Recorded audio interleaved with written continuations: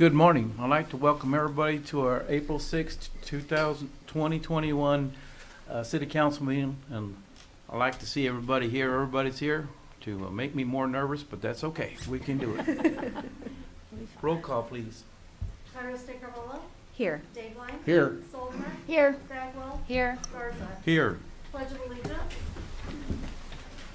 Pledge allegiance to the flag of the United States of America and to the republic for which it stands, one nation, under God, indivisible, with liberty and justice for all.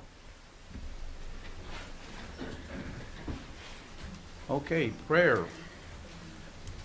Pastor Darrell Patterson, welcome. Thank you. It's a great joy to be able to walk up here again and see so many smiling faces. And so maybe things are going to loosen up, huh? Let's go ahead and pray. Dear Heavenly Father, we just come before you.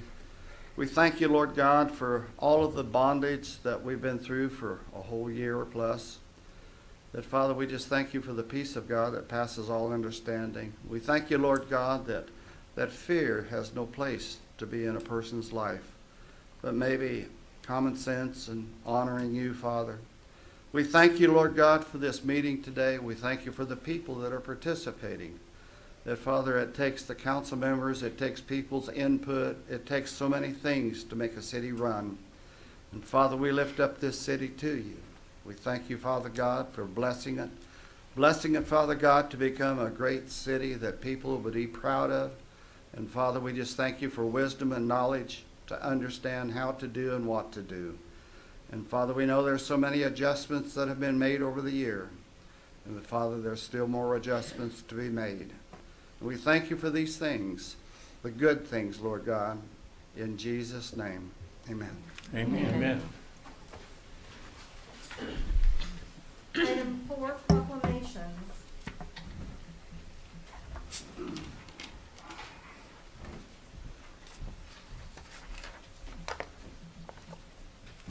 Michael Wood, how are you, sir? I'm good, thank you. You're accepting both of them, correct? All right. Okay, this proclamation. Whereas children are key to the state's future success, prosperity, and quality of life, and children are our most valuable resource, they are also our most vulnerable, and whereas children have a right to be safe and to provide an opportunity to thrive and learn and grow, and whereas children abuse and negligence can be prevented by strengthening Kansas families, thus preventing the far-reaching effects of Madrid, providing the opportunity of children to develop healthy, trusting family bonds, consequently building the foundations of communities. And whereas we must together as partners so that voices of our children are heard by all, and we are as a community extending helping hand to children and families of need. And whereas providing a safe and running environment of our children, free of violence, abuse, negligence, we can ensure the Kansas children will grow to their full potential as the next generation of leaders, helping to secure the future of this state and nation. Now, therefore, I, Steve Garza, Mayor of Hutchinson, Kansas, do hereby proclaim the month of April 2021 as Child Abuse Prevention Month. Thank you. You want to talk about that, or you want to do it all at once? Yeah. Go ahead, Jim. Pray. Take this off, so. Wait. Again, my name is Michael Woods. Right here, sir. Oh, sorry.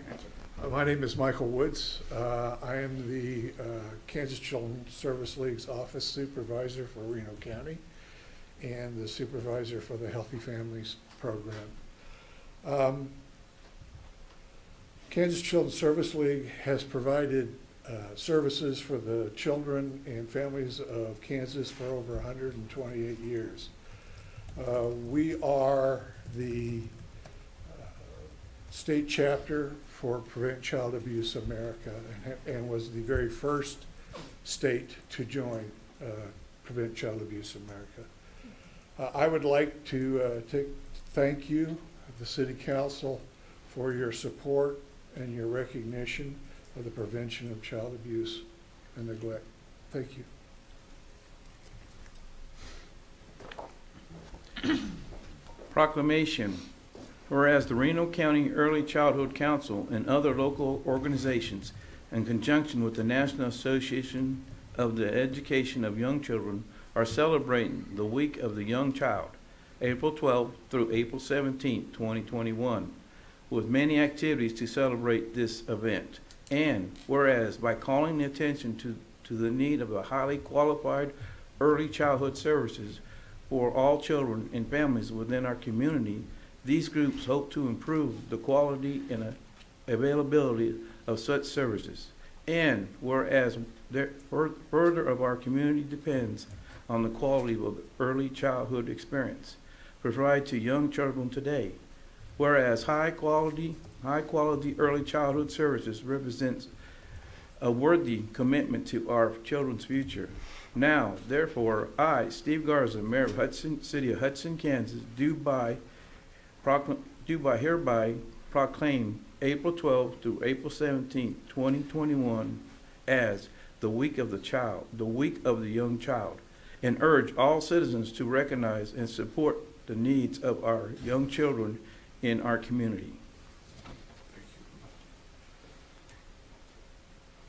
As I said before, I'm supervisor for the Healthy Families of Reno County. Healthy Families is a home visitation program for the early childhood from 0 to 5 years old. We are part of the Early Childhood Council.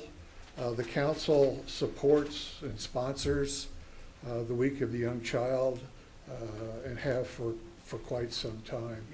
Last year we were not able to do anything. This year we are trying to bring activities back, but in a more cautious way. Prior to last year, we would do activities from Saturday up to third Thursday. But this year, what we're planning on doing is just doing activities at third Thursday, the 15th. We will have, with the help of the Hutchinson Recreation Commission, we are going to be able to put different agencies and activities along Main Street from 5:30 on through third Thursday. I believe it'll start from A and go all the way to 2nd Street. These will be just activities. We will be there. Everybody will have a table or an area to provide service for and activities for the families. So we hope that it will be successful. I know that our work with third Thursdays has been very successful. And again, I would really like to recognize the city's council for its support of third Thursday. Thank you very much. And Week of the Young Child. Thank you. Michael, thank you so much for your decades of service to our town and your commitment to children and your tireless efforts. We really do appreciate you, and we're looking forward to seeing this event again this year. So, thank you very much. We have telecommunicators, dispatchers, right? All right. Okay. Proclamation. Whereas emergencies can occur at any time that require police, the fire of emergency medical services, and when an emergency occurs, the prompt response to police officers, firefighters, and paramedics is critical to the protection of life and preservation of a property. And whereas safety of our police officers and firefighters is dependent upon the quality and accuracy of information obtained by the citizens who telephone the Hudson Reno County Emergency Communication Center. Whereas public safety telecommunicators are the first and the most critical contact our citizens have with emergency services and are the single vital link of our police office and firefighters by monitoring their activities by radio, providing them with information and ensuring their safety. And whereas public telecommunicators of the Hudson Reno County Emergency Communication Center have contributed substantially to the apprehension of criminals and suspension of fires and treatment of patients. And whereas dispatchers have exhibited compassion, understanding, and professionalism during the performance of their job in the past year. Now, I, Steve Garza, Mayor of the City of Hutchinson, Kansas, do hereby proclaim the week of April 11th through April 17th, 2020, as the National Public Safety Telecommunication Week in the City of Hutchinson, Kansas, in honor of the men and women who diligently and professionalism keep our city and citizens safe. You can say something? Yeah.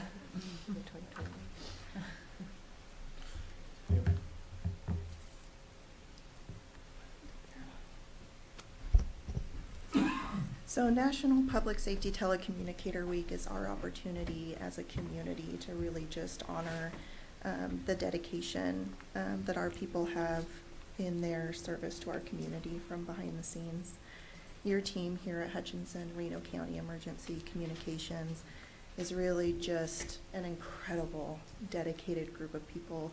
They're some of the finest men and women I've had the honor to work with in the 17 years that I've been in telecommunications. This proclamation from the council is really a special way for you guys to honor that dedication for our team, and we really thank you for doing that. Thank you. Thank you. Thank you very much.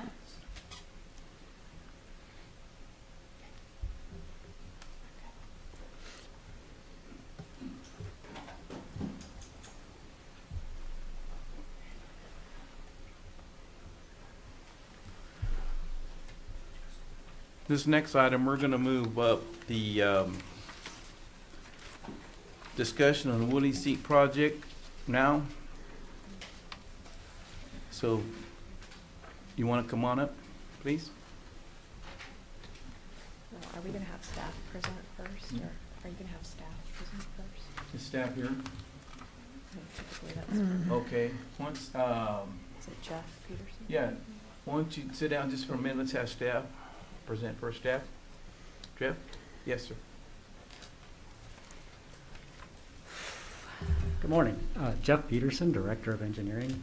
I have just very brief comments, Okay. honestly, but as I look at the Woody Seat project, I see it as a couple of things. Both, first, an opportunity for the city to move some things forward, some infrastructure that we have that is in need of work or replacement.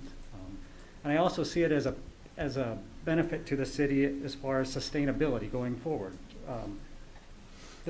Within that half mile from our Kansas River to Avenue A, we have 5 bridges. They're some of the highest cost infrastructure we have in the community. So in order to begin to be able to get a handle on it or our fingers around it, at least we could maybe, if we could potentially reduce the number of bridges, because that's something that the city typically can't work on. We have to have contractors do that, and change it to something that the city can do work on. There is a benefit in that long term. There's no guarantees that if we submit the build grant, we'll get it, but at least I think it's a start or a move that will help the community out into the future. So that's really kind of the comments I have at the moment. So I'll let everybody else. Jeff, I did have one question. Is Uh-huh. there any flexibility in the design that was presented in last year's grant, or what are our options there? Well, as far as flexibility, I'm not exactly sure. Once we submit something, we have to kind of stay with the same concept. So I don't, in the flexibility, there's maybe flexibility for some of the green spaces and those things going forward, but that may or may not be inside the grant portion. That could be outside. That'd be something that the neighborhood could have a part in, and those types of things. There may be some minor flexibility, but I'm not exactly sure what those things would present, how those things would be presented at the time. So I don't have a good idea on how strict this potential grant is with the Department of Transportation. And so I was wondering, did we get any feedback on why we weren't selected this last time? If there's any, Well, we've ranked very good each time, actually.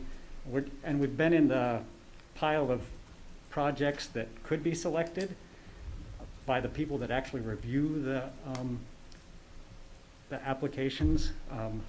The final selection is made by more of a political side of things. So we've made it at least to the pile that potentially could get funded. And then from that, there's a select group with the Department of Transportation that actually makes those final selections. So I didn't know they don't really tell. if we were they don't- lacking in a tick mark somewhere, a Well, check mark on it. in if past, there we was- we actually have not been lacking. They just said, yours is a very good application and very worthy. It's just, there's competition for it. So I believe 8 or 10% of the projects actually are the ones that actually get funded in this. This year, the notice of funding opportunity hasn't been published yet, so we don't know exactly how much funding is going to be available for these types of grants. We just wanted to get an earlier start on it than in the past, when we're always playing kind of catch up. So I don't have I guess that's my answer. Yeah, I didn't know if there was any feedback or we were missing the mark on any particular. We have not in the past, no. Okay.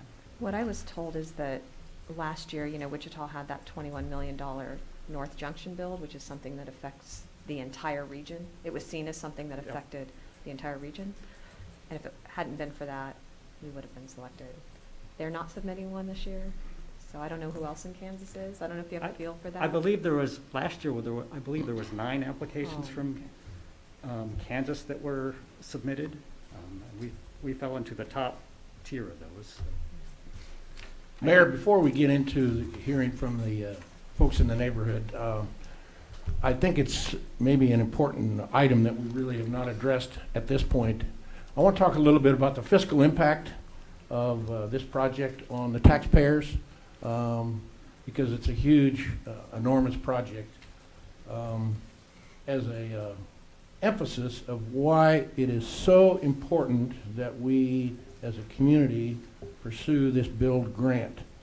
And I don't want to get into the concerns at this point, because I want to hear from the neighbors a little bit, but for the benefit of the council and the general public, keep in mind a couple numbers I'm going to throw out at you. That our current bond and interest levy for the city of Hutchinson is 10.88 mils. So keep that number in mind. And if you do a comparative cost of with or without the grant, and let me take first off, if we were to get the grant, of about $11 million, and our local share of that would be about $2.5 million. And unless there's a pot of money that I'm not aware of, on a discretionary basis, we would be required to bond this project over time. So the local share of the federal match dollars for the $11 million project, the average payment on our bond and interest would be $160,000 a year for 20 years. Now, talking a little bit with staff in the finance department, they indicate that if we don't plan on bonding as much as normal, and I'll get into that in a minute, for 2021, we could hopefully keep that mill levy at a flat level, which would not require a mill levy increase. If we are not successful, or if we choose not to apply for the bond grant, or we're not successful, and based on Mr. Peterson's estimate of the bridges only replacement and or repair, a very conservative number is about $7 million of local tax dollars that would have to be invested in the upgrade of the bridges itself. And that's probably a very conservative number. So your average payments on that $7 million would be $450,000 a year versus $160,000 a year. What does that equate to as far as the mill levy? It equates to a 1.44 mill levy increase over and above the 10.88, or a 13% increase in the mill levy if we bond $7 million. from the finance department, I got a little more information that we normally bond about $6 million a year. So keep that number in mind. And in 2022, Angela tells me that the list of projects that staff has submitted to the finance department for 2022 is a substantial number, about $11 million in requested bonded projects, which is significantly higher than we normally bond. So at some point here in the budget process for the city, we're going to have to do some prioritization of that 10.9 or $11 million. To give you a little idea, in 2023, the schedule level is about 5.4 million, and in 2024, it's 5.5 million. So that gives you some context of exactly what we're looking at from a city's budgeting standpoint, the effect on the taxpayer, and the probability if we're not successful in getting the build grant, and why I'm emphasizing the importance of us reaching out and hopefully being successful. So, in summary, no grant. We fixed the bridges only. What we're really looking at is about a 3 times cost of debt service over a 20-year period, over about $6 million. So keep those numbers in mind as we're evaluating these decisions, because these are difficult budget and budgetary items that the city council and staff are going to be faced with. And I, for one, appreciate the concerns of the neighborhood, and we want to listen to your comments, but keep in mind what this fiscal impact could and may mean if we choose not to apply for the grant, or we're not successful in the grant, what we're really looking at in terms of additional costs. So that gives you a little bit of background on the fiscal impact of the project.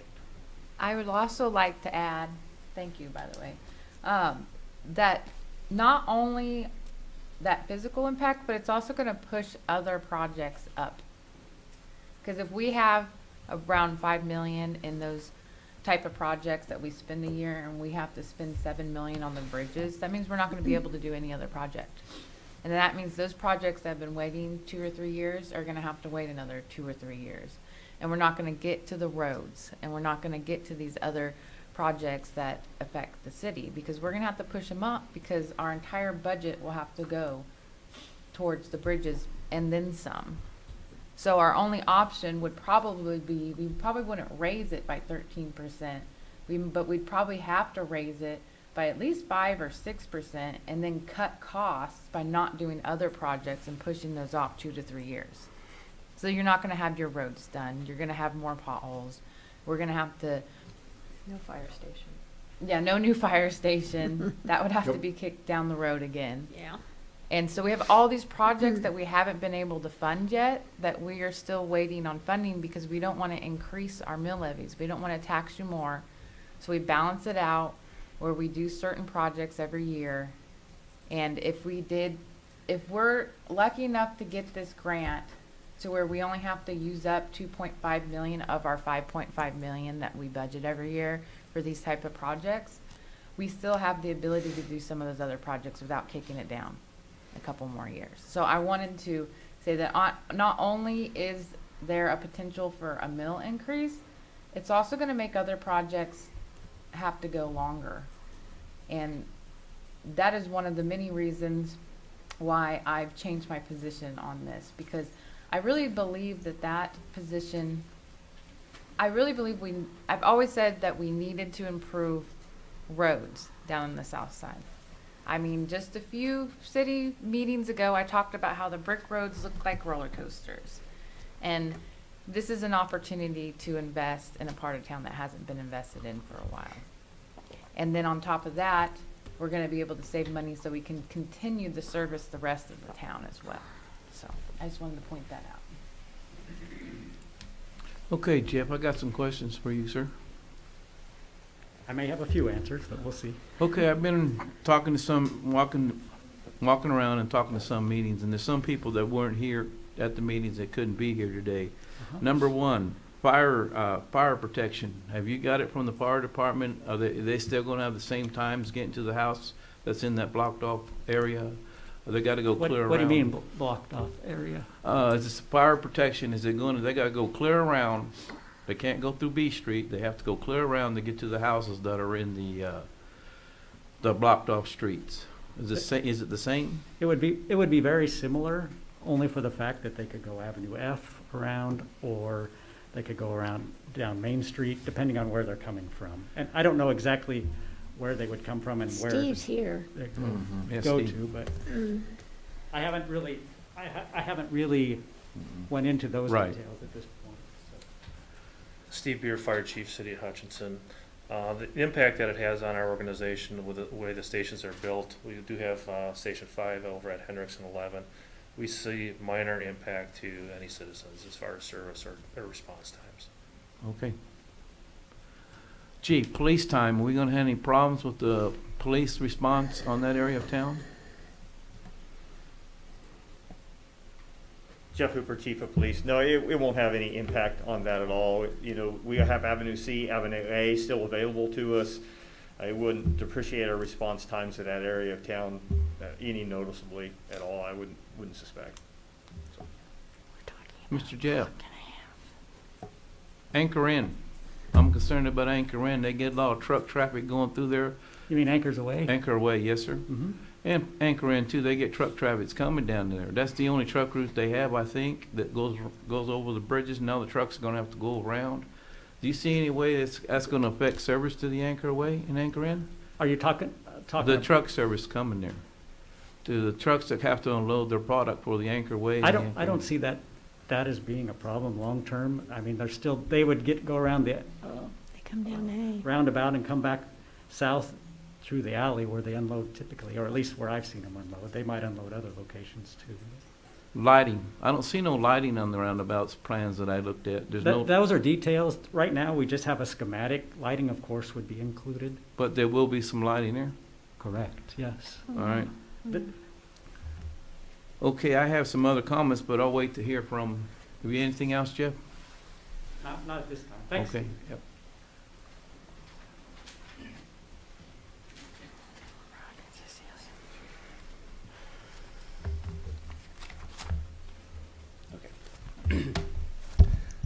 Brock Wells, 212 West Avenue B. I do want to thank the council first off for moving this discussion from the bottom of the list up to the top to accommodate time. I know there's other people here that their time is valuable as well, so I do appreciate that. The Southwest Bricktown neighborhood has nominated Cecilia and I to speak on our behalf, and we are asking the city to rebuild the bridges in the WC freeway and not build a wall that would happen there at Avenue B. And I appreciate the financial implications. It's the first time us hearing those numbers. And from the beginning, let me just go here. I think the one thing that we have learned in this last year is that if we just focus on one thing or a few things, like we're just focusing on the financial impact here, there's going to be collateral damage. Okay, in the neighborhood where this is intentional or not, and I'm not blaming any of the council members here or the current city manager, but the neighborhood from the very beginning has not felt like they have been heard. They have not felt like they've had any input in this. They have not felt like they've been listened to, and that has put a strain on that relationship. Okay, the people down in Southwest Bricktown just do not feel disrespected, excuse me. And this is an opportunity, just like Jeff said, this is an opportunity for the city to listen to the neighborhood, okay? It's an opportunity for them to rebuild the relationships. And there are, in my opinion, there are more important things than money, and that is relationships, okay? And we can, this opportunity to, instead of putting that blocking off B Street, which nobody in the neighborhood wants, then to build a bridge and listen to the neighborhood. So it's an opportunity to maybe start to repair that relationship on the south side of the building. And Cecilia. Yeah. Hi, my name's Cecilia Pina. I'm a Southwest Bricktown resident. I live at 601 West Sherman. We wrote down a few keywords that describe on how we feel about the bridge and the roundabout. The first word that came to our minds and on our list is isolation. The second one is disruption. The third one's property, then safety, then accessibility, and lighting, which comes under safety. If you would like examples, I could give you examples that was given to us. Like my partner said here, we feel like we're being pushed aside. However, in my thought process, it's not just Southwest Bricktown. It should be a community choice. And everybody in Hutchinson should be able to be notified and heard. Again, like he said, this is the first time we heard numbers. And the idea of the process, we understand completely, but these words, these key words are very, very strong on our hearts, especially the isolation. We've been isolated for many, many years. We've been unheard of, or not heard, for many, many years. We've always been told, you live on the south side of the tracks. This is part of our community, the south side, the northwest side, whatever side you're from. And in order to beautify, like you're saying, then we all should have our voice. Miss Jade made a comment at the last meeting of March 16th that she had a choice and a decision to make when they were deciding to put the alley in her neighborhood. And she said she changed her mind because then she thought about the youth. The youth don't have anything to do. Well, this is apple and oranges comparison, because there is a big choice on this bridge and this roundabout is the safety of our children, our disability, people that live here, our bicyclists. There's not going to be anything for those kids to do. The accessibility to Avenue A School, to the Boys and Girls Club, to the water park. These are safety issues that's going to affect that area. Have you stopped and thought about that? Has the community stopped and thought about that? I really think this needs to be, in retrospect, all on our minds. Yes, money is important, but so is the safety of our citizens and the unity of our citizens. And it's time that we put a stop to that and become one, rather than just one part of the town or one group. So we really would like to ask you to think about this and let us come together. We've decided to form a small group, and actually we've had a larger group than this both times that we've met. We had the privilege of having 2 council members come to our meetings. Well, it's not just 2 council members that are sitting here. Nobody else took that choice and that option to come to here. I will say we were not invited to that meeting. Right. I found out about it after I had another conversation with Boys and Girls Club, which I have had multiple conversations with them, and they see benefit in this. But Well, I did want the community to know We that can only we- have 2. we well, were and not I realize invited. that. So In order Yeah. to not have what you call a meeting, there can't be more than 2. But word of mouth, I'm sure it was out there. I did not know about it until the day of. And I don't think anybody else did. And the only way I knew anything about it was on Facebook. Well, and then too, what's my concern is that, Nancy, that was up that part of your area. I know. I know. There was no attention, or maybe you just didn't want to bring it to your attention. No. United Way, It was a matter of it walks. was not brought to my attention, Cecilia. well, but So- still, the thing is, this thing is though it's your area, it should be your concern.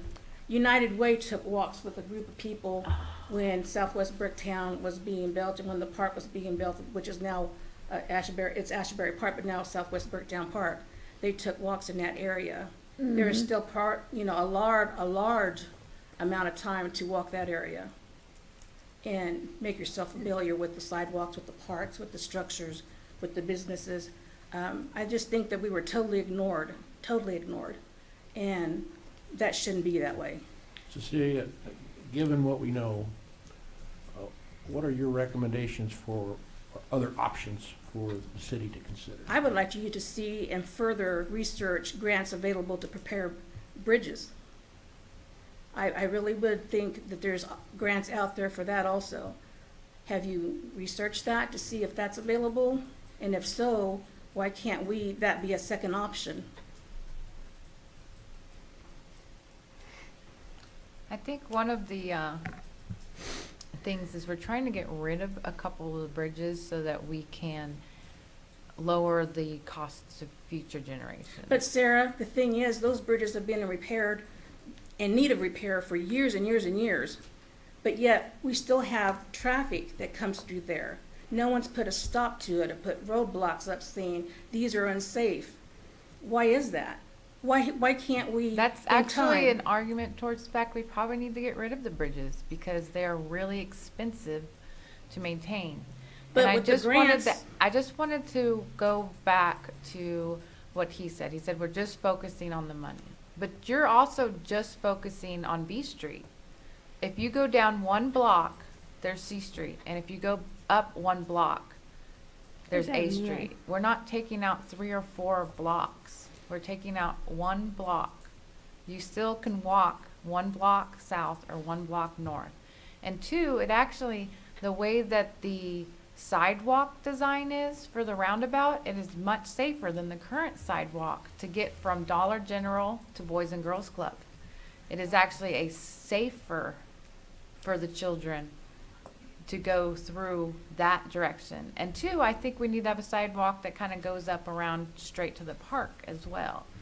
And I also talked to, or mentioned that Justin had some ideas as well, which I was hoping he could come up and maybe talk about access to what you maybe can do as far as the trail and having maybe some minor adjustments to increase accessibility. Because I understand we are taking out B Street, but it is one block and you're only focusing on that one block instead of focusing on all the potential that this project could be on. And I'm glad you brought that up about the trail. The trail has nothing really to do with it because ever since that trail's been there, we were told there was going to be lighting. Nothing. It's dark. We were told that there was going to be constant repair on that, and there's been nothing done since that's been there. Mm-hmm. The sidewalks have been cracking in that area. There's homeless people that live over there under the viaduct.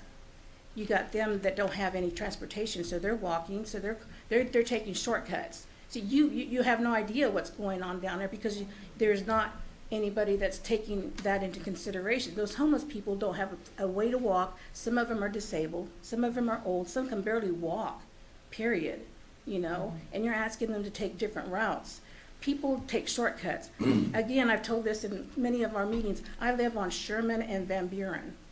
I had a fight to put stop signs in that area because people wanted to take shortcuts to avoid traffic jams and just a shortcut to get to where they're coming from. And it was a constant battle to get that until I finally found a police officer that was willing to go to bat for me, and she got me those stop signs. They did a traffic study that they put up those lines to see how much traffic went through there because they said that was a part of the process. They put those things up at the times when there wasn't traffic, which would be in the middle of the night. You know, I was talking about, and that's what's going to happen here. We got great traffic jams from there on A and Adams. You got school traffic, you got work traffic, and it's got different time zones from 7:30 until about 9 o'clock, and then from noon to 1:30, and then from 4:30 until about 6:30. And the safety, again, like I said, you got kids walking from the middle school, you got kids walking from Boys and Girls Club, you got kids walking and people picking up their children at Avenue A School. It's just, you don't realize how much of a inconvenience it is. And people, that bike trail that you have going through A Street, totally ignored that. I don't know how many times I've seen people almost get hit by a car because they still think it's a two-way lane. And people that come off that ramp 40 to 45 miles an hour, ignoring the yield sign, ignoring the speed limits. And it's just, you know, we're just been really lucky that we haven't lost people there. Well, that whole area is kind of a mess as it is, so. Yes, and wouldn't- you're telling us that the safety, the roundabout is gonna be more safe. How? If they don't listen and adhere to the laws of the speed zones, the lanes, how are they, do you think they're Isn't gonna? the, I don't know if I'm correct on this, but isn't the setback for the new sidewalk design further away from the road than what the sidewalks currently are? Most likely it would be. Because if I'm not correct, it's up into the green, correct? So the setbacks for the sidewalk that goes from Dollar General over is gonna be further Yeah, most- safety and I- back. So to me, I look at that, isn't that a safer, away from the traffic area for children to be riding their bikes to get to Boys and Girls Club? Well, they currently go down Avenue B. I mean, that's kind of the point is, you know, that Avenue B, we have nice sidewalks there. We have a nice wide area. We do enjoy our brick roads down there. And that is the way they get there now. They don't even have to mess with Avenue A. Now, you do have to mess with Avenue A to get to Dollar General. That is true. And I did have a question since we're on it. How are these sidewalks that are around this roundabout, how are those safe? I don't, off the top of my head, I cannot think of a single roundabout that has sidewalks. So I don't know, I just look at that and I just a little curious on how those sidewalks in that roundabout could be safer than what we already have, so, I don't know. And to the point in that K-app study, Cecilia said that, you know, the roundabouts are obviously safer. I think that's, you know, that the evidence is there. So, you know, that's, you know, we get that. Now, it was called a high, I don't want to mess this up, a high, impact intersection. The Woody seat in Avenue A was called a high impact section. The roundabout at Adams and Avenue A, I don't think would qualify for that. But, you know, there was no fatal car crashes since 2012 in that area, if I read that information correctly too. So it's pretty safe design as it is anyway. But yeah, I have a question. I mean, what about those sidewalks that are so close to that roundabout? Rock, I hope we don't get hung up this morning on the design piece of it, because these are just conceptual drawings. I think our goal here is to evaluate and to listen to the neighborhood as to whether or not we proceed officially in resubmitting our grant application, our bill grant application. I think that's the objective here. Yeah. I think the design piece of it, let's get successful first. Let's get the grant first. And then we'll certainly have every opportunity to assess the design that is suitable from a safety standpoint, engineering standpoint, as well as the neighborhood itself. Those are just a couple questions, getting from east and west, west to east, Yep. that no one's answered for us in 3 years. So, but no, I again just thank you for your time. You know, we definitely appreciate you guys letting us come, and especially moving us up.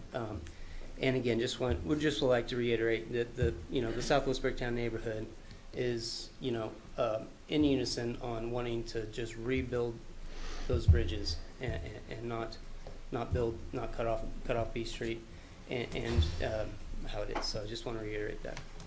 So Thank you, Brock. Thank you. Thank you. Are you talking on the, go ahead. Terry Bisbee, 107 Thunderbird Drive, Hutchinson. I'm here to express my support for the proposed Woody Seat redesign and to speak about the advantages of roundabouts. After reviewing the proposed design, I believe this would be a major improvement on several levels for this entrance to Hutchinson. I've had the opportunity to live in places where roundabouts are common. While living in Germany, I quickly realized just how efficient they are in maintaining traffic flow and in avoiding the kind of accidents we see over and over again at our typical four-way intersections. I have also driven through roundabouts in many U.S. cities. The Federal Highway Administration Office of Safety has identified roundabouts as a proven safety countermeasure because of their ability to substantially reduce the types of crashes that result in injury or loss of life. They are designed to improve safety for all users, including pedestrians and bicycles. Pedestrians use perimeter sidewalks and cross only one direction of traffic at a time. Crossing distances are relatively short, and traffic speeds are lower than at traditional intersections. As an avid bicyclist, I can testify I feel much safer negotiating a roundabout than a typical busy intersection. However, like any change from traditional design concepts, it is important to understand how roundabouts work to appreciate their advantages. Roughly 1/4 of all traffic fatalities in the United States are associated with intersections. According to the American Association of State Highway Transportation Officials Highway Safety Manual, roundabouts reduce the type of crashes where people are seriously hurt or killed by 80% when compared to conventional stop-controlled or signalized intersections. By reducing the number and severity of conflict points, and because of lower speeds of vehicles moving through a roundabout, they are a significantly safer type of intersection. Roundabouts provide lasting benefits and value in other ways as well. The cost of building a roundabout and a signalized intersection is typically comparable. However, when long-term costs are considered, roundabouts eliminate hardware, installation, maintenance, and electrical costs associated with traffic signals. Roundabouts are also more effective during a power outage. Unlike traditional signalized intersections, which must be treated as four-way stops or require police to direct traffic, roundabouts continue to move traffic normally. As a bonus, the operational efficiencies of roundabouts also help reduce pollution and fuel use due to fewer stops, hard accelerations, and less idling time. Community input during development of the City of Hutchinson 2017-2037 Comprehensive Plan proved how strongly residents feel about the need to improve the appearance of our city gateways and entrance corridors. The proposed design would dramatically improve this city gateway and greatly improve the first impression for visitors entering Hutchinson via this route. The design also provides an opportunity to develop additional green spaces and other landscape enhancements. The most significant consideration of the new design is elimination of 2 existing bridges which are in desperate need of expensive repair or replacement. Efforts to patch and repair the bridge surfaces are expensive and inefficient. The chance to obtain federal funding to help finance this project is a fantastic opportunity. But to receive this funding, the design must fit with grant requirements for innovative concepts and more open spaces. Obviously, rebuilding the existing bridge configuration doesn't meet these requirements, doesn't address any of the existing problems, and wastes taxpayer money by simply recreating a flawed design. Northbound traffic coming off the exit ramp onto Avenue A and wishing to turn north onto Adams must cross 2 lanes of traffic in a distance of less than 50 yards. This is a terrible design. I realize that some residents would have to adjust to a minor change to their existing traffic patterns, but I strongly believe the project would have a tremendous positive effect on the character and livability of their neighborhood. I encourage them to consider the benefits of the plan and to work with the city during the design process to ensure their concerns are addressed. Considering the safety benefits, long and short-term cost factors, improved traffic flow, community pride, and beautification, I believe the proposed design would be a win-win for Hutchinson. And I encourage the council to apply once again for the federal grant. Thank you. Thank you. Anybody else? All right.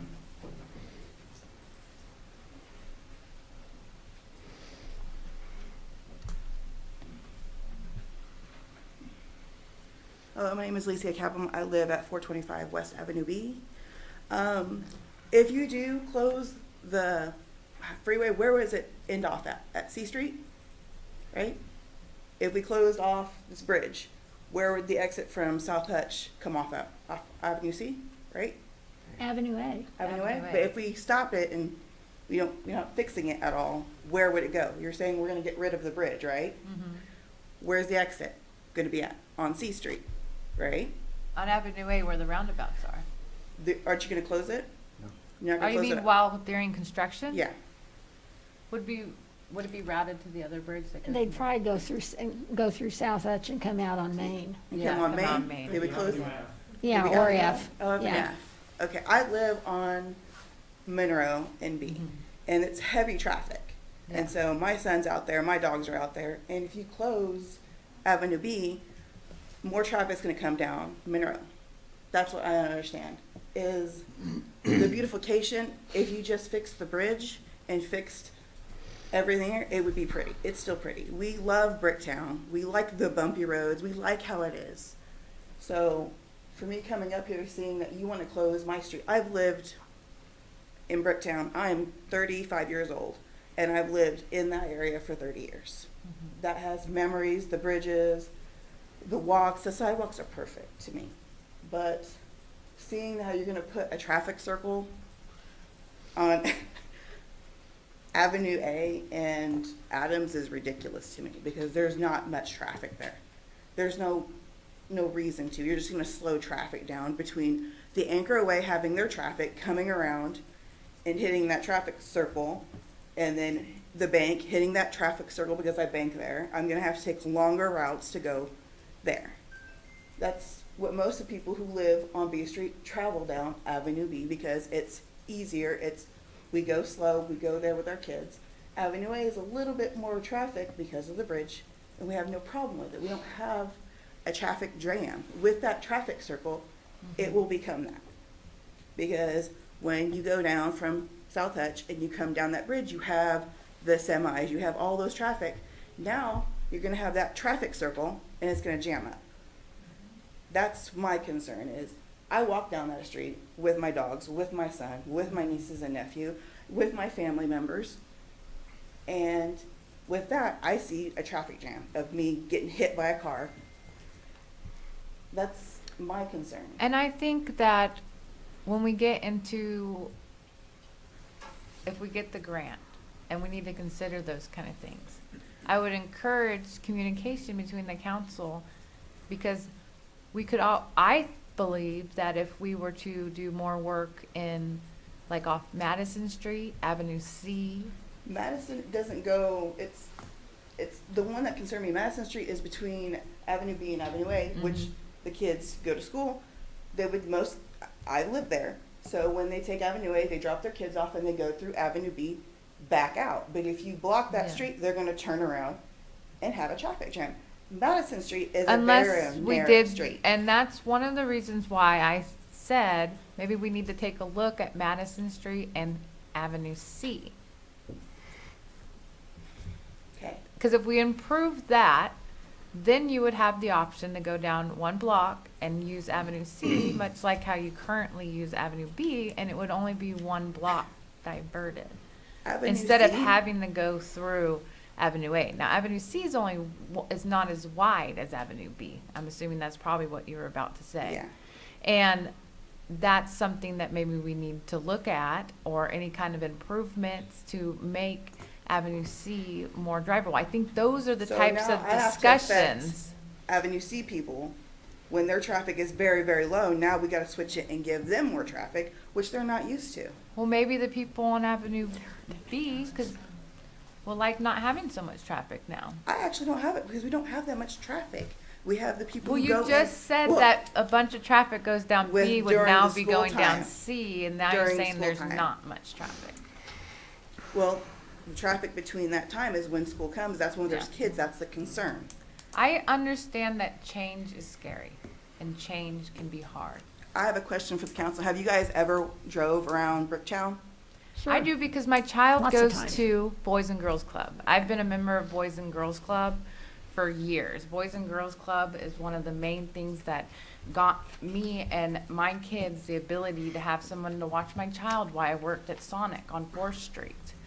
My child has gone to Avenue A, and I've gone down into that section many, many, many times, dropping off one of my child at Shattuck and one of my child at Avenue A.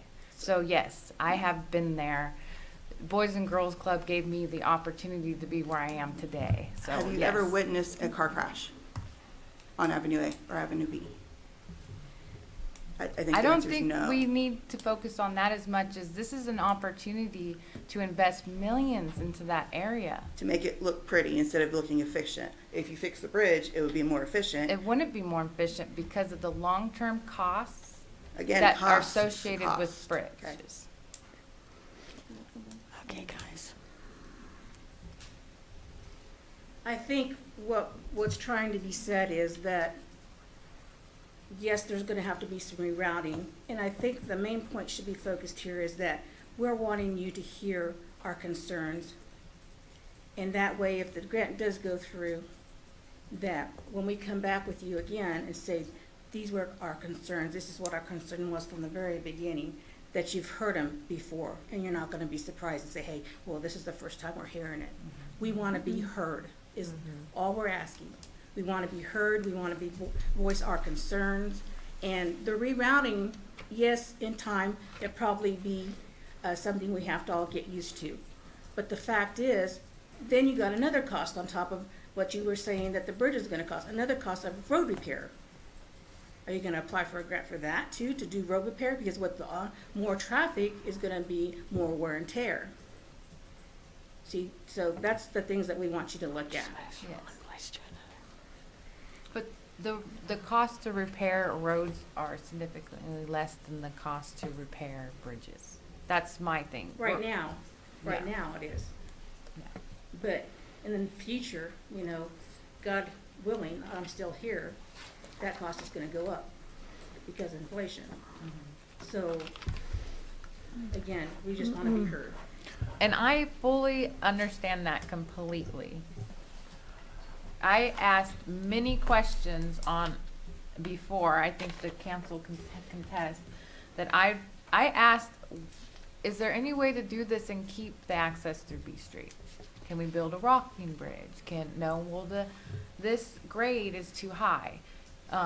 Is there any way that we can make it where you can have a four-way stop at B Street? No, because because when you're looking at that picture, you think flat. But the reality is you're coming off the bridges that have to be there because of the railroad tracks in the river. And so they're here and the ground level's here. So you have to come down at a certain grade, which prevents any way of us actually keeping the access to B Street to continue. So I really, really wanted to see if we could find some other way so that we wouldn't have to cut off B Street, and it's just not there. So then I decided, well, let's look at the cost benefit. Because I did come down to the cost, because ultimately I am up here for the taxpayers of the city. And I think that this design will invest millions into that area. It will increase one of our major corridors into the city so that it doesn't look so bad. And it's also going to save money. So to me, the good outweighed the bad in that current situation. Are there others in the? Is there anybody else? Is there any, okay? My name's Joe Castro. I live down at 324 West C. You can put me down as opposed to that roundabout. I don't like them. What are we, a metropolitan city here that we need that? The lights aren't sufficient enough? We got one on 23rd and, what is that, Severance? I avoid that thing. I'll go down Plum or down 17th. I stay away from that place. You get there and you wonder, well, who's supposed to stop? Do they know the rules of who goes first? You better be aware. I stay away from it. I can't see why we need to spend millions of dollars on this roadway down here. That roundabout, I mean, what are we, a metropolitan city like Wichita? We need a roundabout in there to control the traffic? What, we've got millions of cars coming down there every day? That it's a cluster down in there? I don't believe so. I'll go down there, I'll watch the lights, and I'm gone, you know? Talk about roadways and making the roadways look good for people coming in. That's another story. Get on these potholes you got around this town. I know them all by heart. Start on it. A and Madison by Avenue Way. Has anybody seen that down there lately in the last 2 years? How about the crosswalk on B and Madison? Or between B and C? And holes like that. Mayor, anybody been down there? How about the intersection there on 5th and Poplar by St. Teresa's? I don't even go down that street. I'll go around the block instead of going north on Poplar. That's jacked up, you know. I hear facts and figures and millions of dollars thrown around. Beautify the streets. Oh, Main Street looks great. You got that curb, you got new sidewalks and everything going on up there. I was down there today. Looks great. Come down here by a Parkside Restaurant on that little bridge. You been by there lately? North and northbound, southbound lane. You got gashes in there. Right in the middle of the bridge, going north, more holes. Talk about millions of dollars to beautify the city, the roadways. I asked one time about these potholes down there at the city, South Plum there. They told me they ain't got the money and they ain't got the people. I've heard that. And one big fiasco that I've really seen is a waste. You guys were in office in, was that corner down there by the park on the southeast side. Cornejo and someone out there tore all that out, redone it, put them bump outs in there, and God knows what those are for. Years later, you had Miller Construction down there. I watched them, they're tearing it all out and put it back like it was originally. I went and measured that street from curb to curb, and for where they put them bump outs in, they lost 7 feet of turning radius. I seen a city truck. Sign says no trucks. A city truck and a car there met, guess what? That car had to back up so the city truck could get down there over the Plum. That's a whole nother story, but this millions of dollars you spent on this woody seat, tearing out bridges and everything. And you can't fix these lousy potholes. That's what gets me, because we ain't got the money or the manpower. Yes, and I'm hoping by doing this project, we might be able to fix more potholes, because if we don't do it, Yeah. we're not gonna have any money at all, because we have to spend $7 million to fix the bridges as is versus 2.5 million if we get the grant and do this. So we're saving $5 million. Plus, we're also saving future costs of maintaining the bridges by having lower costs for that, which could free up money towards other projects. Because if we do end up having to not go through this and just replace the bridges, we're gonna have to put out several road projects more into the future than they already currently are. So honestly, if we do this, I would hope that the council and the city manager and all of us focus in on those potholes, because I truly believe that something can be done.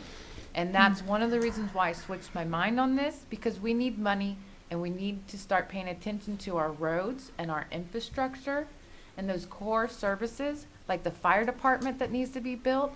And that's what I'm up here for, to make sure that these roads and services are being done. So I honestly, truly, thank you for your comments, because I do believe and have seen all of that. And that's one of my many passions for being up here on the council. Well, I've certainly seen the roads, and I know them by heart. Where they're all at, I can go on and Yeah. on, you know.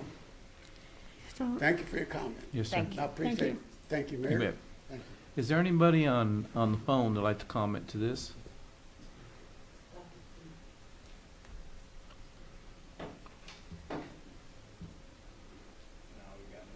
Okay, thank you. Okay, I'd like to speak now. I think, as I talk to people, we're missing the boat. It's the, we're gonna spend money anyway. You're talking about human beings. How'd you like to have this in your backyard? They don't want their streets closed. I worked for the city of Hutz 30-some years, 28, 29 years, and these people did not get notification. It should have been a long time ago. They should have been brought in months ago, and this thing should have been built with their help, and let them know what the heck is going on. From future on here out, I hope that we can do that. Any project that is done, we have meetings and meetings and meetings, so everybody will understand what the heck is going on, not at the last minute. I think people don't understand this is in their neighborhood where they live. These roundabouts, who in the heck wants a roundabout in their neighborhood? I have one in mind. I love it. So money is a problem. Money is a problem. But we've done projects before with the city of Hutch, and it's gotten us in bonds and debts. We're missing the point, and I've been to a lot of meetings, they're missing the point that I see. They do not want their street closed. Now, you're telling them you have to live with it. You got people coming here and saying this is best for roundabouts. I'm not saying roundabouts are bad. I'm not saying good. But this is the human nature side of it, where you're making these people say you take it or leave it. They don't want to leave it. But this is my own personal opinion. They don't want to leave it. It's in their neighborhood. They should have a say what's going on. Now, what we vote is whatever, but what are we going to do from now on? From now? How we fix this problem now? One thing is, if we do get the money, they still got to live with the streets closed. What did they get? Money's always going to be a problem. We have spent money before on bonding different things, and we've done it before.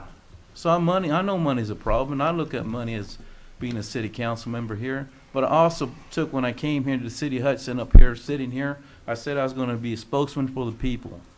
And I went to a lot of meetings, and I hear these people. And I live on B in Cleveland. I'm right down the alley from them. I can see their point. They don't want a roundabout in their area. They don't want that roundabout, especially two roundabouts. And the biggest problem I see is because it's the money. Well, money is, we have to do things sometimes to with the money. When we improve our golf course, when we improve anything, it's money, money, money. Well, sometimes we have to give up a little bit for the people. They live here. They're the taxpayers. They're telling you they do not want a roundabout. So that's what I see, and I've gone to all the meetings. I understand money. Trust me, I understand money. We're always going to have that, especially with the potholes. We got to fix it somehow. But that's one thing about me. You get me riled up, I speak, and I'm riled up.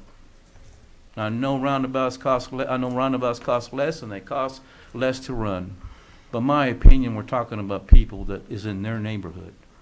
This is their neighborhood, and I hope from now on that we do projects. We do projects that we inform the citizens, and we have meeting after meeting after meeting to let them know what's going on. Now, if we could have had meetings after meeting after meeting, maybe they would understand what's going on now. Or maybe we could have had a different design with the people's influence. But you're also impacting the businesses down there. Anchor Way. You ever decided what his truck's how they're going to get there? When the truck gets stuck in that roundabout, I don't know. And then what are we going to do? But my whole concern is people. We got to understand the people. And the money is part of it. I understand that. Money's part of it. But we bonded other things before, and we'll get by that. So I don't know where we're going to go from here. I don't know if we can stop it. I don't know if we can stop it or not. If we do pass it and does get in, then we're still ain't going to help the people. They still get stuck with a closed street on B Street. And everybody tells them, in a way, they tell them you live with it. So. You're just telling those people, we get the money, we get it, you're going to live with it. That's too damn bad. Well, that's not how it works. We got taxpayers. They have a say. So I don't know how we're going to stop this. Mr. Contrell, there's nothing we can do. It's already passed, right? I mean, there's nothing they can do. Oh, I think we're going to So, vote on it. formally, what has occurred is the governing body did approve the application process for the city to petition for the application. That's clear and it's of record. I don't know that we've proceeded that route yet. We did want to have this opportunity to discuss it. Yes, sir. To understand that. But here's something to be aware of. I do think there's a high likelihood of us receiving the grant based off what I've heard. This governing body then would have to formally accept the grant. So you'll be in this quandary again. You'll have the same room. You'll have the same elements. You'll have to make this decision twice. I want to make sure that it's the right decision for the governing body, for the community. It's not something that staff wants to rush into because we know the complexity of it. We're interfacing some very complex issues here. We're aware of that, but we're also aware of the money as well and the other competing interests of the city. So, guys, this is a no-win. It's going to be a painful discussion, and this won't be our last one. And we have had discussions with the neighborhood before, and there are probably ways to make that better, but as far as our design going forward, they're looking for a sustainable design. We won't score high and be awarded if we don't have a sustainable design. And I know how that will impact the aesthetics and the feel of the neighborhood. I get that. But if there's a thought on the governing body's part that we're going to apply and we're going to resubmit for bridges, don't waste your time. It won't happen. But you will have options going forward. If you are awarded, you will have to make that formal decision to accept the grant. And when we do accept this grant, that money could only be used for roundabouts, am I right? It can't be used no other way, right? The scoring of the award will be based off of a sustainable design. And there's, amongst the engineers and the people that award these grants, there's a common knowledge that old antiquated bridges don't score high. You would not find an appetite for anyone to reinvest in an antiquated elevated bridge design. That's my understanding. So all we got is to wait to see we get the money. If we get the money, then we see what we go from there, basically, right? Am I right or wrong? I think that's a pretty valid observation. I would agree with that, Mayor. And you think, in your professional opinion, we think that we're pretty good to get these bridges, correct? Not To the get this bridges, money, no. to get the money for this roundabout. From the back channel communications that I heard, it was my understanding that, city, you didn't get it this last year, but hang on, do one more time, you're going to get it this time. That's kind of the back channel communication that I've picked up on. You know. Oh, well, I don't know. I mean, we're actually don't know where we're going to go then. I mean, they don't want the roundabouts. They don't want they want their bridges. They want the bridges rebuilt. So at this point, I don't know what we can do about it. We just hope. I don't know where we go from here. We are on record as a governing body of Approving the to application. proceed. Is that correct? That is correct. It is a record. Thank you. What is our time schedule, Jeff? I don't know, but I I gotta don't know check that we have that.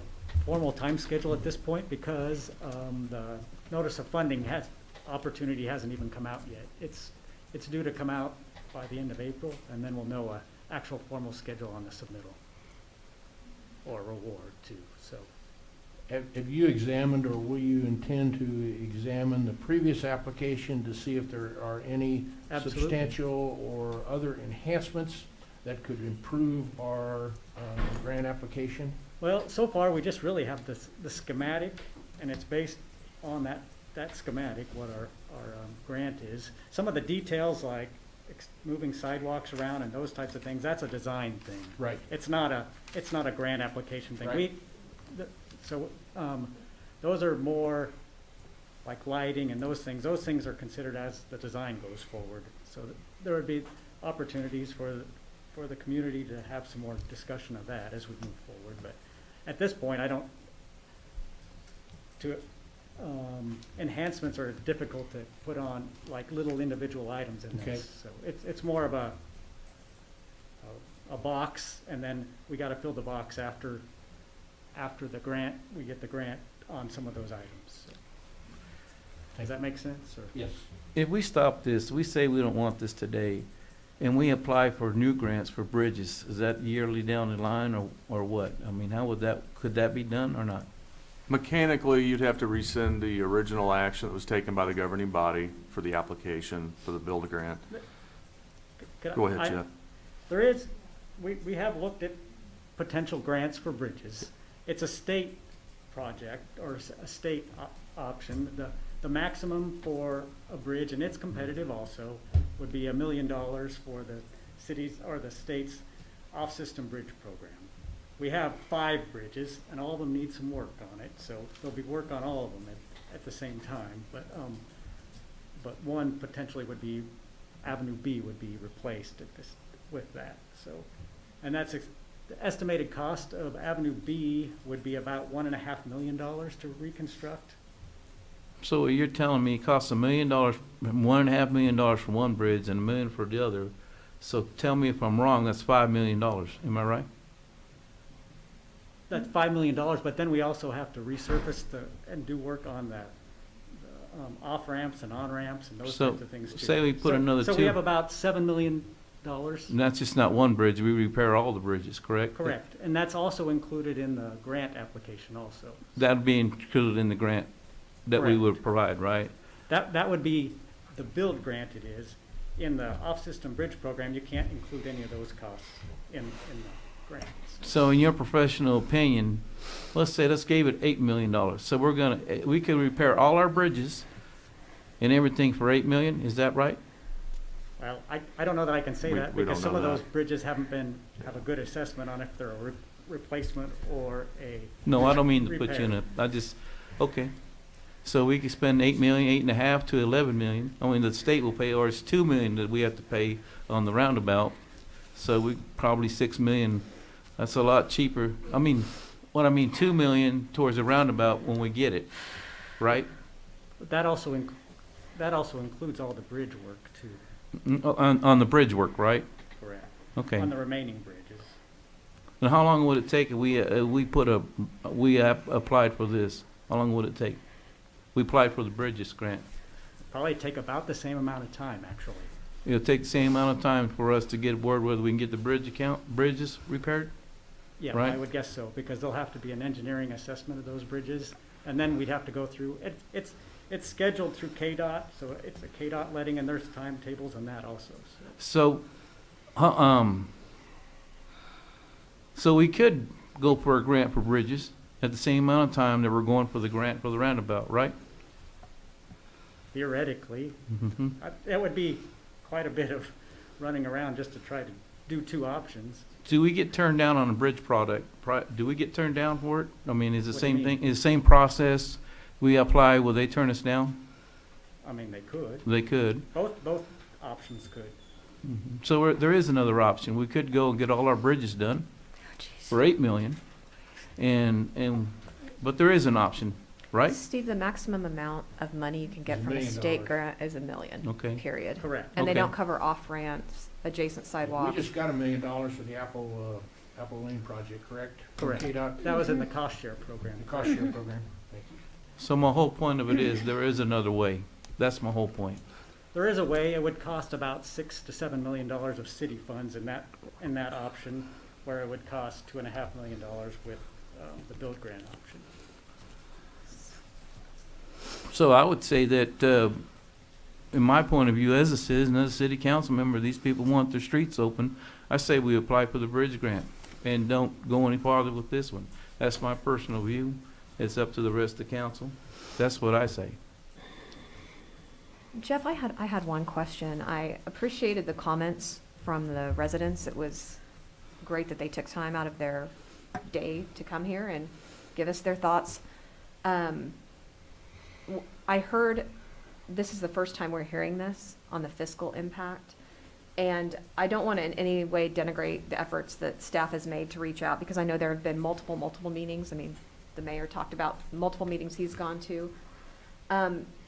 But I do think the comments here today, where people feel like they haven't been heard, have illustrated the need for us to communicate maybe in different ways to that neighborhood. And one example is that I have 4 emails and I've had 2 calls in favor of this, the roundabout, the new design. I've had no emails and no calls in opposition. I don't know if that's because people aren't comfortable reaching out or if they don't know how to reach out. All of our information is on the website. But moving forward, if we are fortunate enough to get this grant, I think we need to be thinking about how we communicate with the neighbors throughout the process. One of the words that Cecilia said that really stuck out to me was disruption, and this will be disruptive to that neighborhood. And there'll be disruption in either option, actually. Well, absolutely. That's a really good point. Regardless of the option we choose, I know that you have At least during construction. certain methods of communicating with people that's typically email-based on progress of the project. So I just want us to be thinking about, if we are to receive this, I know it's premature to think of it now, but we need to be thinking about how we're going to keep that neighborhood apprised and keep them in the know of what's happening. Another thing that Cecilia mentioned that I thought was fair is she felt that, nothing was done on the trail after promises were made to put lighting up there. That might be something that we didn't think about. Maybe it wasn't a priority in our budget. But I think it's difficult for the neighborhood to now say, or to now feel that they can just trust us. Like, just trust us. We'll submit the application. If we get it, we're going to listen to you. So I can understand where those reservations come from if in the past we have not followed through on commitments. So I think, again, that's not the staff's fault. That comes from the governing body and what we prioritize in the budget. And there are competing priorities all over the town, but I think that we have heard strongly today what we need to do as far as making that neighborhood be heard. And so as we move forward with either option, I'm in favor of the grant. I know the neighborhood isn't. We just need to be over communicating. And if that takes posted notices or whatever, I mean, we'll leave that to the director of communication, who's much better skilled at that than the rest of us. But I just wanted to, again, thank the neighborhood and say we need to do better. We hear you. We need to do better hearing, listening, communicating. And so I'm definitely going to commit to that. Should we get the grant or should we not? And we still disrupt by redoing the bridges. Okay. Okay, anything else, Jeff? Is there anybody else like to speak on this? Okay, well, I appreciate the everybody being cordial and being respectful on this issue. It's a very hard issue. At this point, I guess we're going to move on. I couldn't convince anybody else. Going to move on with the grant, see what happens. So that's all. Do we need a formal vote to close this No. It wasn't technically a public hearing. But public hearing? Okay. No, it was just discussion, so there's no Okay. motion. Okay. Well, let's move on, please. How about a 10-minute recess? Yes, sir. Thank you. Yeah, 'cause 10-minute recess. I had to go. We're back at 7:35. I mean 10:35. 10:35. Oh, my God. I was trying to read the Facebook comments, and that's why you're.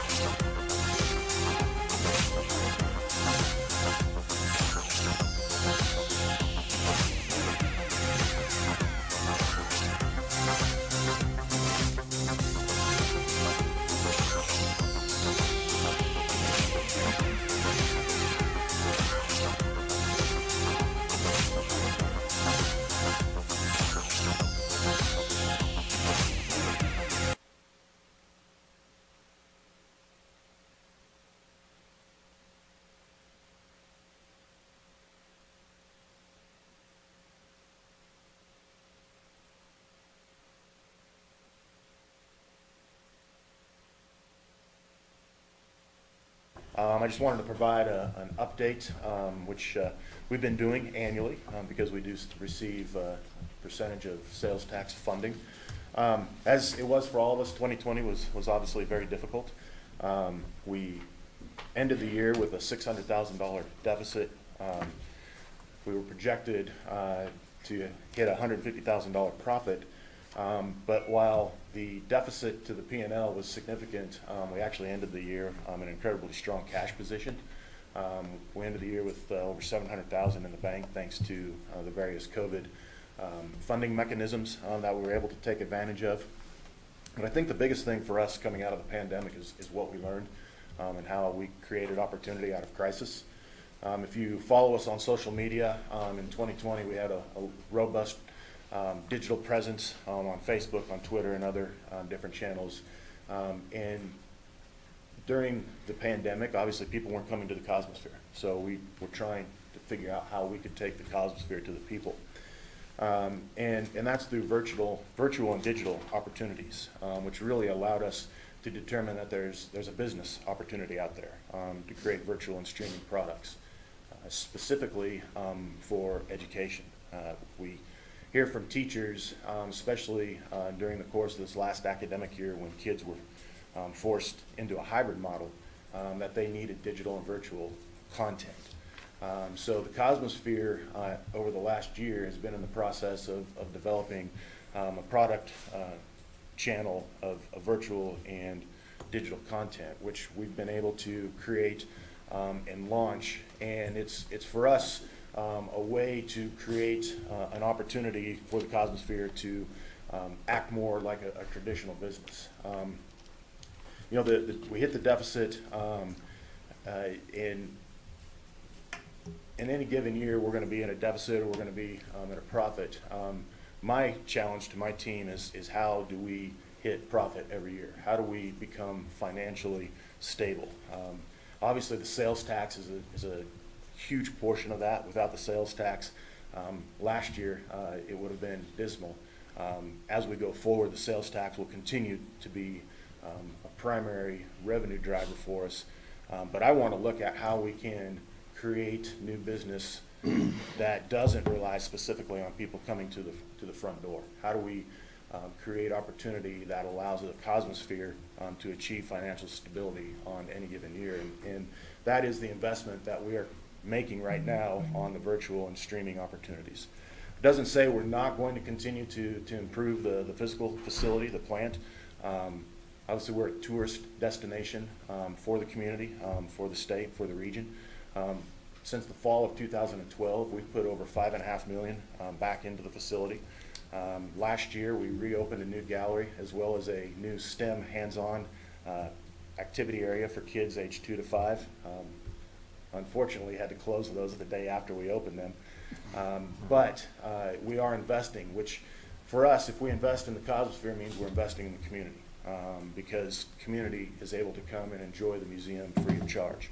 In fact, here within the next couple of weeks, we're going to redo some more galleries within the museum. By this fall, we'll have redone over 50% of the museum, as well as all of our education, which obviously has tremendous impact on the community itself. 2021 is off to a really good start. In fact, I was just visiting with Councilman Dave Line, and March of 21 was about 90% of March of 2019, which was tremendous for us. We're seeing a return. People want to come out. They want to come back to the Cosmosphere. So we're excited by that. Our camp attendance right now, we're at about 50% full of registrations, which I think is tremendous given where we're at.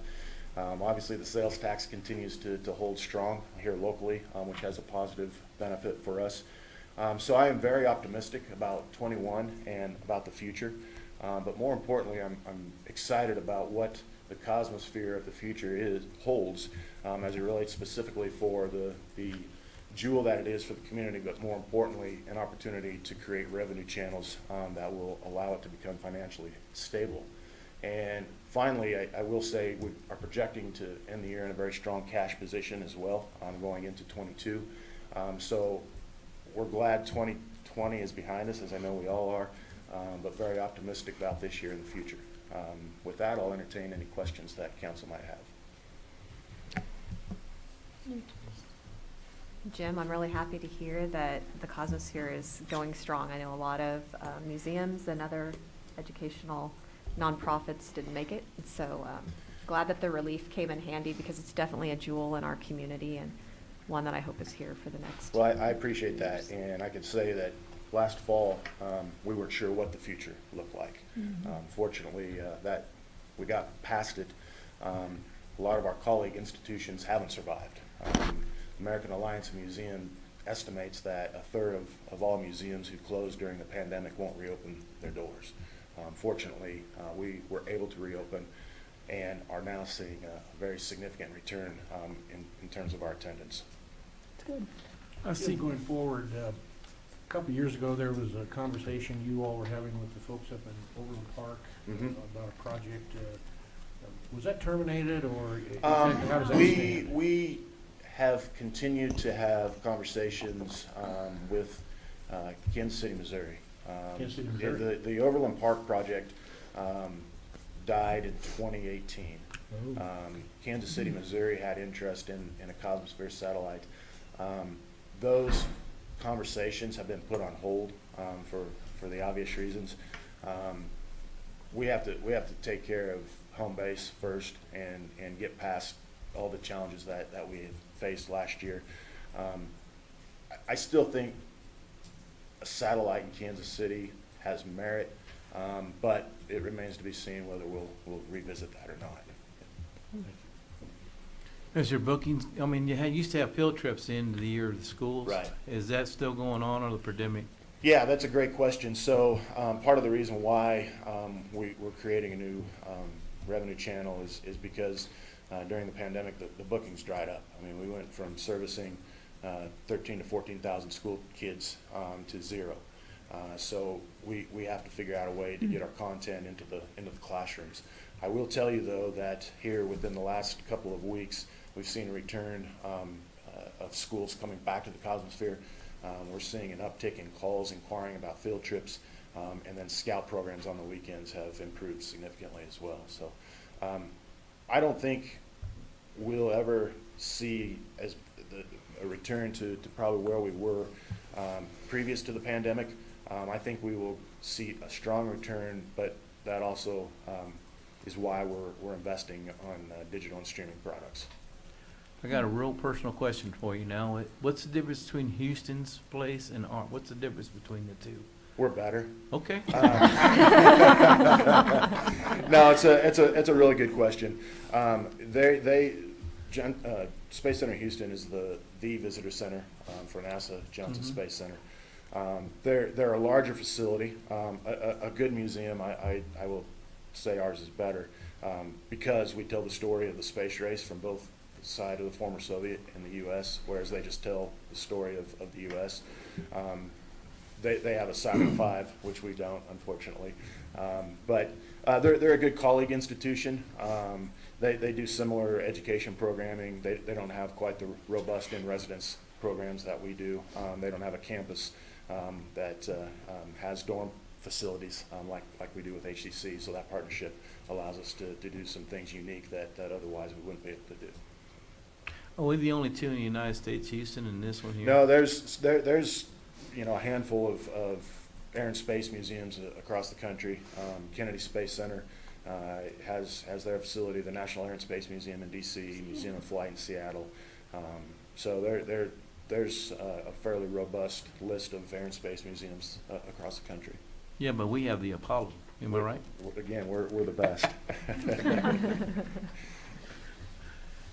Any other questions? Thank you, sir, so much. Thank you, appreciate it. And again, I appreciate the continued support of the community. Do we now have public comment from the audience? Good morning. I'll make this brief too. Steve Beer, Hutchinson Fire Chief. I just wanted to stop in this morning and really tell you, over the last week and a half, we've had our hands full. Yes, you have. Over 100 and some homes saved, $18 million worth of property value, assessed property value saved.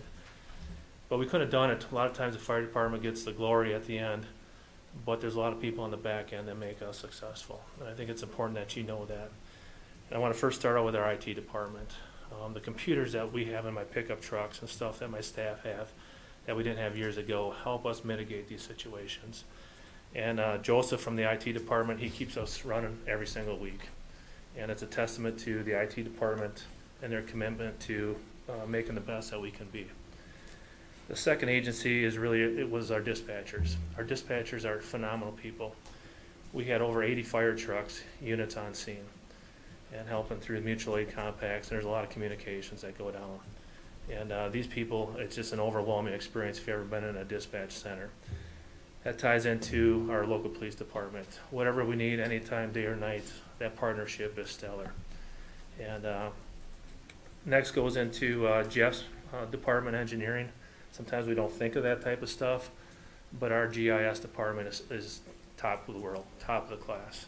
The maps and the data that they can give us on the lines when we're fighting these fires and stuff like that, coming right to the command post and assisting us, you literally can't put a price on that type of stuff. And really, it goes down to Brian's division. We need bulldozers. Well, obviously, the fire department doesn't have bulldozers. And he made a call to the city here for our bulldozer here, to the county. We had 2 more bulldozers come in, and we had 4 bulldozers running lines during these incidents. And when you put all the players together here from within the city, it's pretty remarkable what we can accomplish when we all put, and it's great to be part of an amazing team that we have going here. And lastly, I think my phone is still ringing today. We're still not out of the woods. We're dealing with a situation right now. But the citizens of this community and the businesses of this community were off the charts. From anything you need, Chief, let me know. We got food, we got water, we got whatever you need. It was just, the outpouring from this community is like nothing you've ever seen before. And it's a testament to Hutchinson. When there's a crisis here, every single person in Hutchinson steps up to the plate, and our businesses step up, and it's really neat to see. And I think it's neat to come in and talk about these stories that the average person never hears, to make a successful operation go down and have the successfulness that we did, or the outcome that we did. And there's one department I forgot in this whole thing here too, is we take it for granted all the time, but they're the people that keep us up going 7 days a week, 24 hours a day, and that's our fleet mechanics. Our fleet mechanics are out in the field. They're coming right to the scene with their broke down trucks. They're fixing them so we get back to the other fire on the other side. They were literally out there in the black, burnt out areas and stuff, working with us side by side through these whole incidents. And on a daily basis, like I said, they're the true heroes in this whole thing that keep us up and going 24/7, and our equipment on the road so that we can do our jobs. And so it's a great team approach, and I think you need to hear that that's why we have the outcomes that we do. Would you please let the firefighters know we're proud of them and tell them they're doing a great job? I will. They're tired, they're beat up, and they will appreciate any comments. So. Thank you, Chief. Thank you. Chief, just one question from an operational standpoint. A natural disaster like we've had the last couple of years. What do you envision as potential preventive measures that could minimize some of these natural disasters? That's a great question here. We know we got an arsonist. Okay, we know that's going on here. We know that 2 of the fires here on 43rd and 56 were caused by a person throwing a cigarette out the window and stuff like that. We know we people light brush piles and different things. I could use your help working with the county commissioners. And if you notice, Sedgwick County, there's 14 counties around that have a burn ban through the entire month of April. It's really hard here to get a burn ban in Reno County to help us, and it's political, and it's I understand agriculture burning and stuff like that, but a lot of these fires are caused too by people who burn on a nice calm day, but then the next couple days the wind kicks up and all these embers start flying through the air and different things and starting different things on fire. Last year, just Hutch Fire alone went on 77 brush fires. 77 brush fires. That's why our mitigation efforts are so key in what we do here. We burned 10 miles of mitigation work off this year again, like we did last year. And we overlay the maps that show where these key pinch points are to try to mitigate these things. And even on 30th Street here, where the fire in 50-mile-an-hour winds, fire just blows across. And actually on these fires, when a big cedar tree goes up in fire, we have flames 70 feet in the air, but the fire spots a quarter mile to a half mile and starts a new fire in front of the wind or with the wind. And so getting ahead of it, we fight a lot of fire with fire. We purposely burn off a bunch of grasslands. So when the fire comes to that area, or we'll burn out around houses, we'll actually in these homes, we'll go in, we'll actually burn out around them and push a fire around their homes. And so we save their homes. And so the fire doesn't actually attack their home and stuff like that. So there's a lot of burnout operations and stuff that we do. But the bottom line is we need help. In this area here, we need help. Okay. And it's just common sense is a lot of it too. Does the county have any rule about how far back from a house vegetation should be cut? Yes, and that's a great question, Nancy, too, is that we do have our own risk assessment form that we give out to our Yeah. community. We just did a big thing up in the Spyglass section of town here, where we did a risk assessment on every single home. We worked with the community up there. We had 4 educational sessions up there. And you can actually, the score sheet we have, any homeowner around the perimeter of Hutch, really, or in our fire district 2 here, you can actually score your own home. And we give you pointers. Our prevention department goes out and does personal visits to educate the people. But we do risk assessments on homes. Okay. All right, thank you. Thank you. Thank you. Appreciate it very much. Yes, and thank you for your service. Jeff Hooper, Chief of Police. Chief Beer and I were talking. He said, "Hey, can I go first?" And now I wish I would have gone first. It's a good credit to his men. It's a good credit to his men and women. He's being very humble. We were there watching them work, and much credit to them. The reason I'm here really quick is because I kind of wanted to report back to the council. You know, for this budget cycle, you approved the crisis response team concept and those additional officers. We've been diligently working towards the inception of that.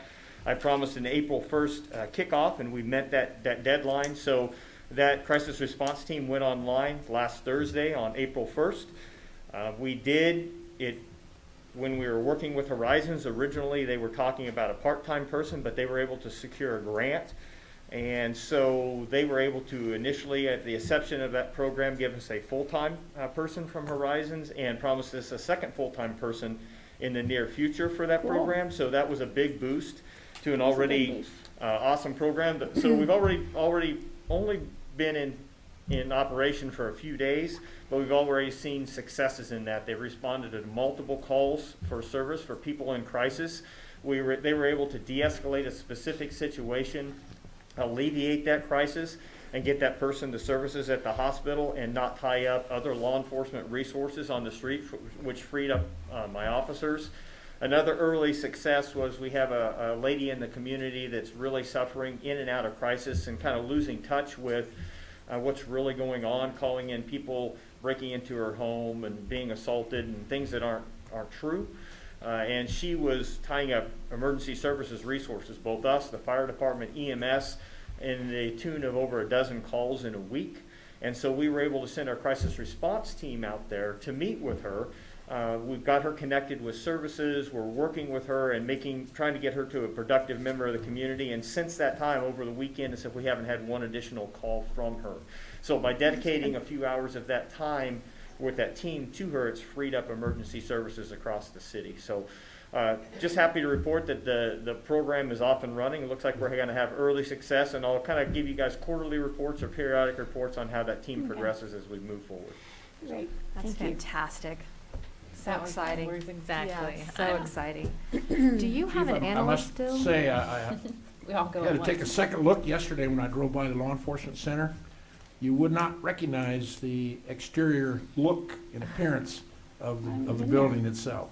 It's coming along really, Yes, it is. really nicely. That color scheme and Yeah. stuff is going to be really nice, and that upper trim solves some drainage issues and stuff for us as well. So it's functional as well as, I think, aesthetic. Are you going to do the backside too, I hope? We're going to paint the backside. That blue trim won't go along the backside. Okay. That was the expensive piece, but it will be painted back there. Very good. Yeah. So. Chief, I was wondering if you still have an analyst and if those incidents will be coded differently so we can show the community the benefit of that. team? Yeah, that's a great question, ma'am. Yes, we do still have an analyst, and one of the things that I had spoken to you in reference was it was hard to capture those calls for services and how much of a crisis do we really have. Last year, with our crisis calls that did not involve any type of criminal act at all, we had 401 crisis calls in our community that we responded to.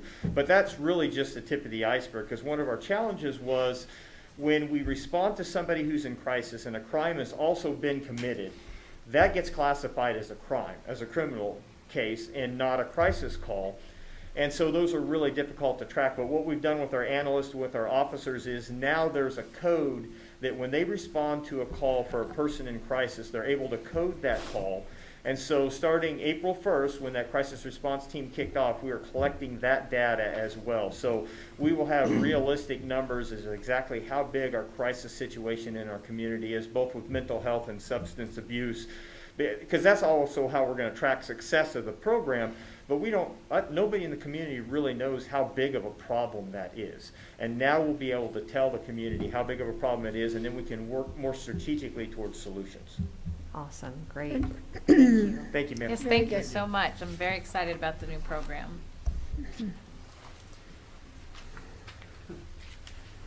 Good morning, Justin Combs, Director of Parks and Facilities.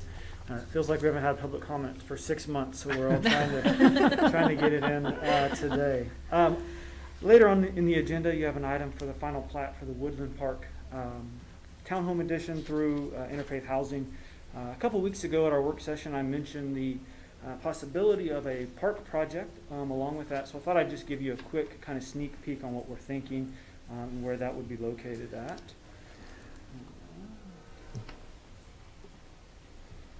Maybe.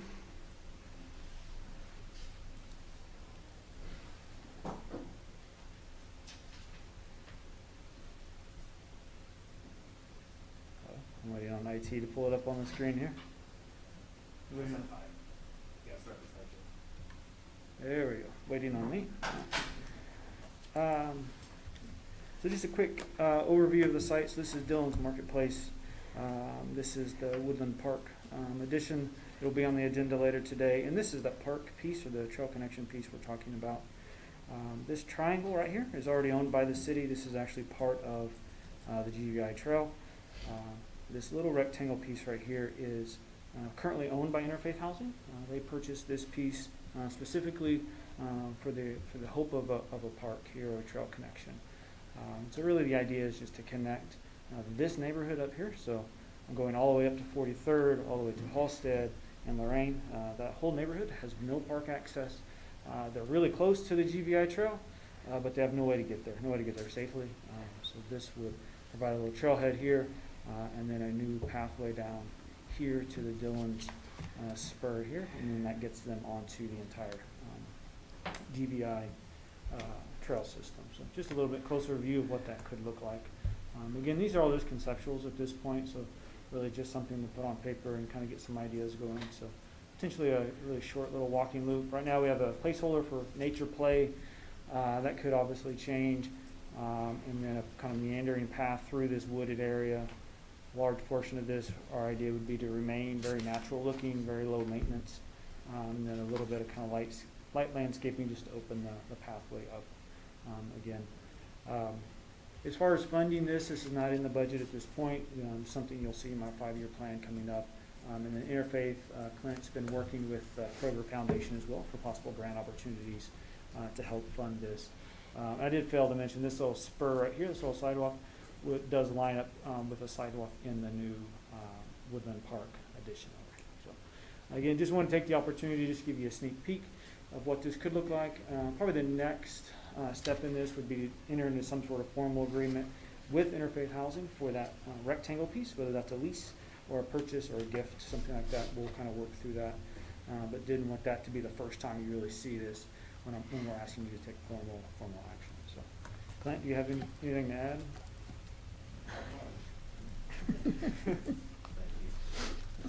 Hi, Clint Nelson, Interfaith Housing. Just to add in a little bit to what Justin was explaining, that piece, that connection piece, I think Justin and I spoke About a year ago, and that was critical to connecting the neighborhood up. So we were able to secure that piece of land for this project. We also were able to secure a pre-development grant that's covering some of the early design work, as well as some of our expenses for, sourcing private funding. So it's been, as always, a joy kind of working with the city and seeing what this could be.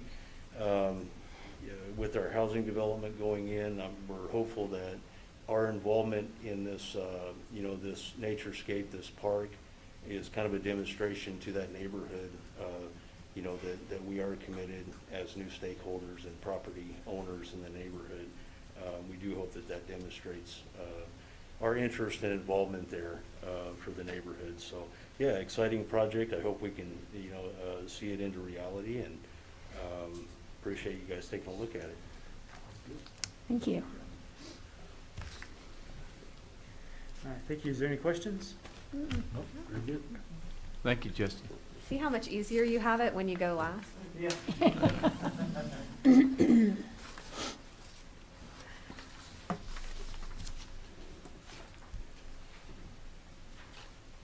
Consent. Okay, item 6, consent agenda. I- And we have added an additional item to the consent agenda, which is approval of an application for license to sell cereal malt beverages by C.J. Griffin Company.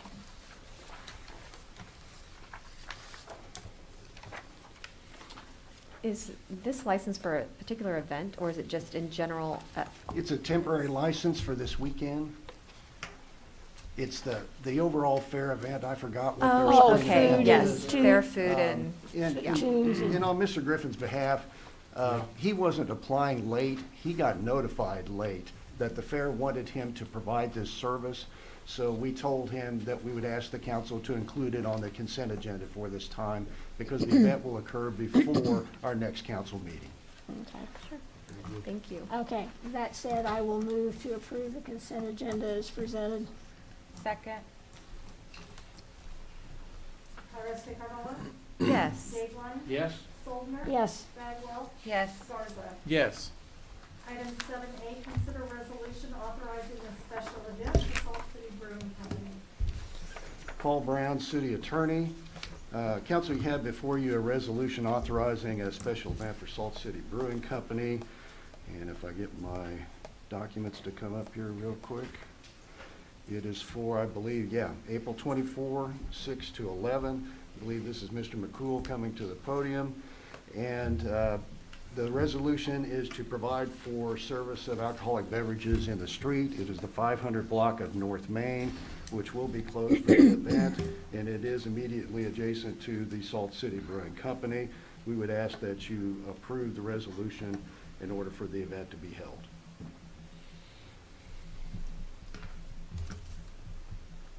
You're up. Yeah. Hey. I've spoken to each and every one of you regarding the event. I don't really have anything additional to add. I supplied each one of you with the data that we have compiled over the last 2 months. We originally had set this to be inside, and as the amount of people started to grow above 300, we did the math of how many people would be per square foot in the outside area of Salt City, and we thought we might want to move this outside. And so it's kind of been a rush to start getting a stage and do some things like that. We've got everything nailed down. We just need your guys' approval. So you're having a band and a We stage? We are bringing a band from Kansas City. Oh, cool. Called Lost Wax, and they are traveling with their equipment, setting up a stage.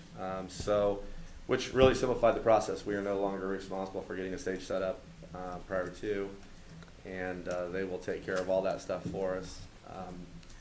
The one thing that we have kind of spoken a little bit about is where we were going to put the stage, and due to some conversations yesterday, I think everybody's on the same page where we need to set it up on the edge of the street rather than blocking the road itself.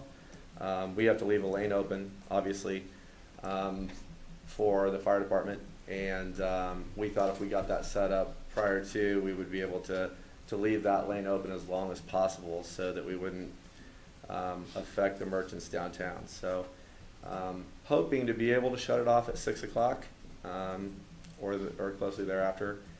We've got Greg from Ray Roofing moving in the concrete barriers for us and moving them back out after it's over with. And so we were hoping to have everything take about 30 minutes to have the street back open after the event's over at 11 o'clock. Well, I'm certainly happy. I mean, I've talked to you, and I'm certainly anxious for this to happen, to get our community going again. I appreciate you putting this on. And did you put the request in for no rain? Or what are you gonna? I did. I think I asked you specifically Yes. if you could stop that. So. Chief, are you comfortable with the logistics?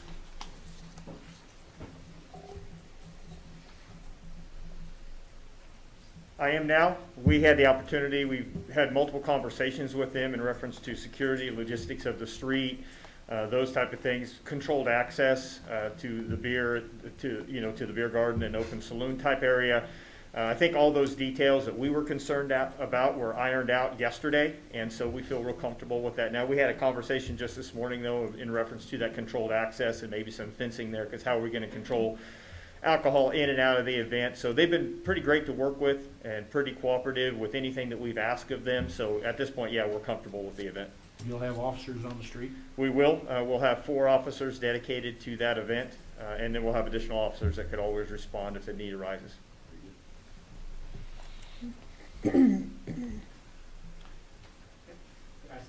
Yep. I know this is concerns a little bit of Main Street. I just wanted to bring up tentative plans for that portion of Main Street. It's going to cut it a little tight, but the week of the 19th through the 21st, the milling and overlaying will probably be started. And hopefully, and then asphalt will start that Wednesday before that Saturday. So it's, with weather and everything else, if it cooperates, then we'll have that portion of Main Street and keep it moving on to the north on some of the new surfacing and getting the sidewalks and those things done on that last block. So that's, I just wanted to bring that up because it is going to be a little bit tight with respect to some of those improvements. Don't be a fun killer, Joe. Oh, boy. I would move to approve a resolution to authorize a special event pursuant to City Code Section 18-801 for Salt City Brewing Company and authorize the mayor to sign. Second. Call roll. Iris DeCarbola? Yes. Daigle? Yes? Soldner? Yes. Bagwell? Yes. Garza? Yes. Good luck to you. Thank you. Yep, very good. Item 8A, consider status of unsafe and dangerous structures.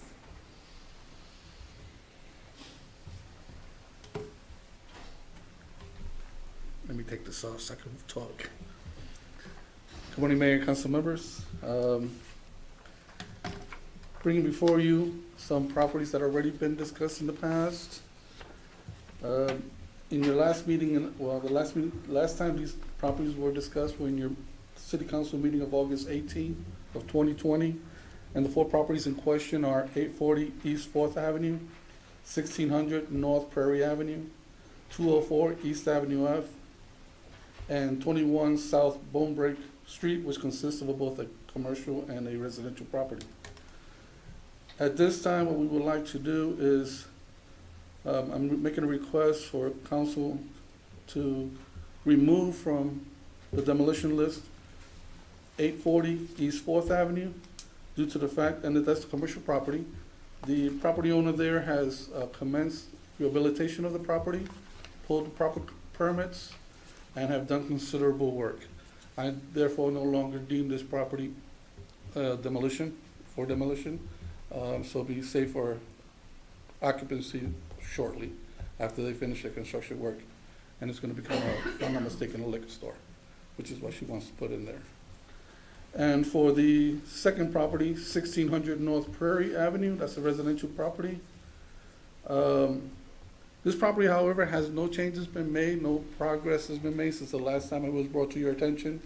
However, the Reno County Tax Department has asked us that they would like that property put on their sheriff's sales list and not to demolish it. And when I looked at the building, in my opinion, doesn't fall under the definition of a substandard structure. So I feel safe enough to pass that on to Reno County and let them put it on the sales roll and, tax sale and let's put it back on the market and get revenue back from that property. That's the North Prairie one, is that what you said? Yes, ma'am. Thank you. Now, the other two properties are the ones that would still like to continue with the demolition process. Okay, this is already set up. Please forgive me, this is my first time here. All right, the first property in question is, that we'd like to discuss is 204 East Avenue F. It's a residential property. Let's see, how does this work? Am I doing this right? Where's the IT guy? Okay, this is that. On the left-hand side, you'll see a picture of what it was when the case first started in 2018. And you can see the picture that was recently taken on March 31st. Very little, actually no change has been made from the last time it was presented to you or when this case started. And just to give you a little history of this property,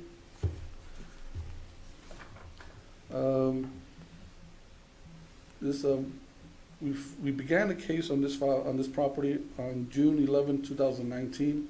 However, in your report, it says July. That was a typo on our part, so please amend that on your report.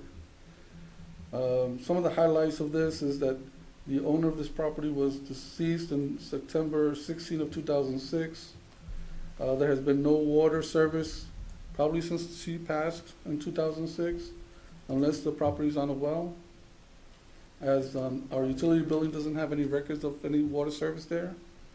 It has no electric service, no meter. So that's another positive for us, that there is nothing there. Gas has been abandoned in May 15 of 2017. The official notice was sent out on August 19 of 2019. So as you can see, it's been a while since we've been dealing with this property. Council, I think, met in November of 2019 and gave it a 3-month extension. Then met again in February 13 of 2020 and gave it another 3-month extension. So extension after extension has been given to this property and still nothing has been done. Also, there's no records of fire, but 4 EMS calls were made to this property. The last one was in 2003. HPD has recorded 1 police call in the last 10 years. 6 complaints and violations have been filed on this property since 2013, and no property taxes have been paid since 2018. Notices for the meetings and the dangerous structure was sent to the property owner, even though she's deceased, because that's the only information we have, and of course to the tax department. Current properties that are due for 2020 is $242.28, and they're delinquent for the 2019, 2019, $236.22. And here's some additional pictures of it. As you can see, there's very little changes made. Actually, it's getting even worse. There's one photo here of the entrance. You can see is the foundation and it's not in good shape. It's actually crumbling. The walls are exposed to the elements, making it's a really dangerous situation where the wood could just rot and break and the building collapse. As you can see, more deterioration, severe deterioration. As you can see, foundation cracks, severely cracked. That's why we would like this a building to continue the demolition process.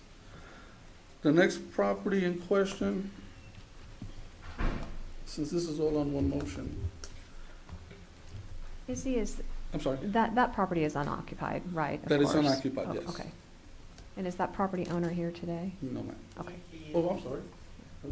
Okay. Okay. I apologize, I did not know. I should be able to speak after my presentation. Okay. The next property in question is 2100 South Bone Break Street. We're gonna start off with the commercial portion of it, since there's two parcels on one lot. This is the picture that was taken in, back in 2019.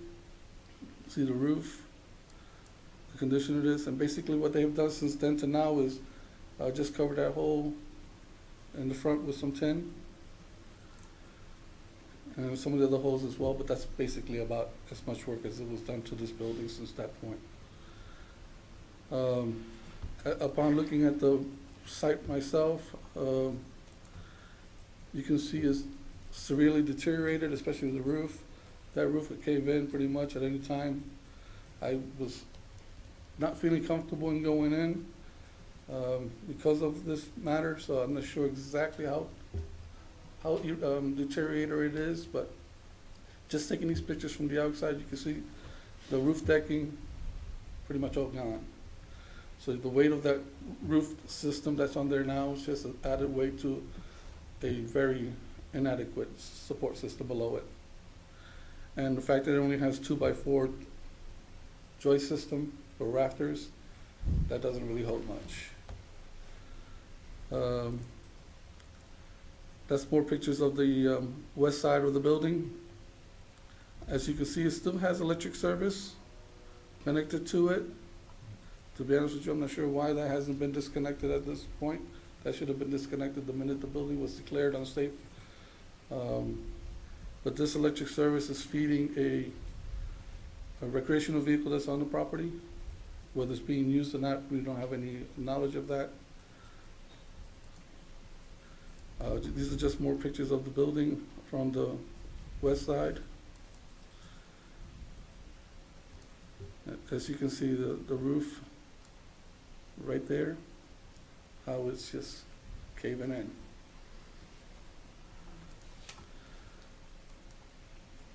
That's more deterioration shown there. Isn't this property partly residential? The second residence is separate from this building. Oh, it's, okay, so Right. nobody's living in it. No one is occupying the space right now. It's being used. They have a lot of things in there, I guess personal items. And because the building is open and secure, that's a potential danger for someone going in. This is what's considered an attractive nuisance. Little history on this property, so you could get an idea. This case was started in June 10 of 2019. It is adjacent to K61 highway. However, there is no school nearby, but there are some residential around there, not much.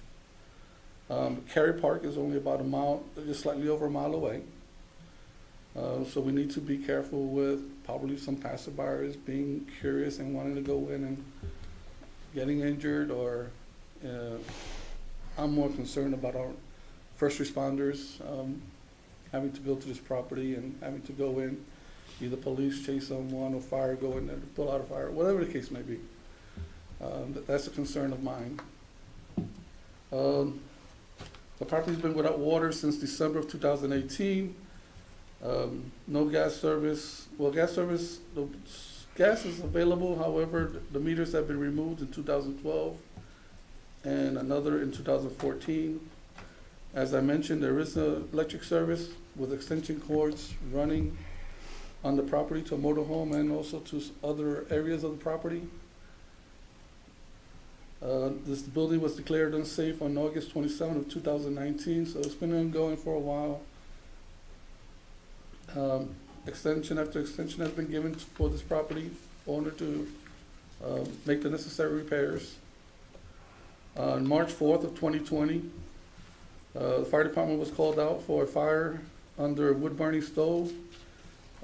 Supposedly it was under renovation at the time of the fire. However, we have no records of a permit being issued for that renovation work. So no inspections was performed. HPD has been called to this property 13 times in the last 10 years, which is why I'm saying it's a concern of mine as far as our first responders entering what I consider an unsafe building. 11 violations and complaints have been filed against this property since 2009.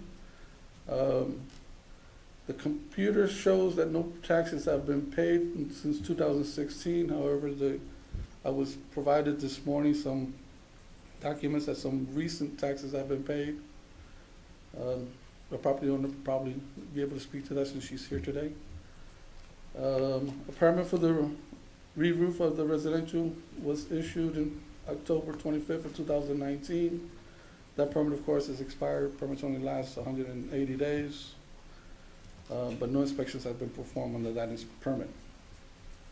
Once again, notices have been sent to the property owner and to the Kansas Department of Revenue Service. Taxes that are currently due for 2020 are $399.92. Once again, she has some records. I'm not sure which ones got paid, but she'll explain that. Delinquent taxes from 2017 to 2019 total to $2,365.68. It also has two Kansas State tax liens, which were recorded in May 2010 for $8,418.20, and another one on August 19, 2015 for $3,613.60.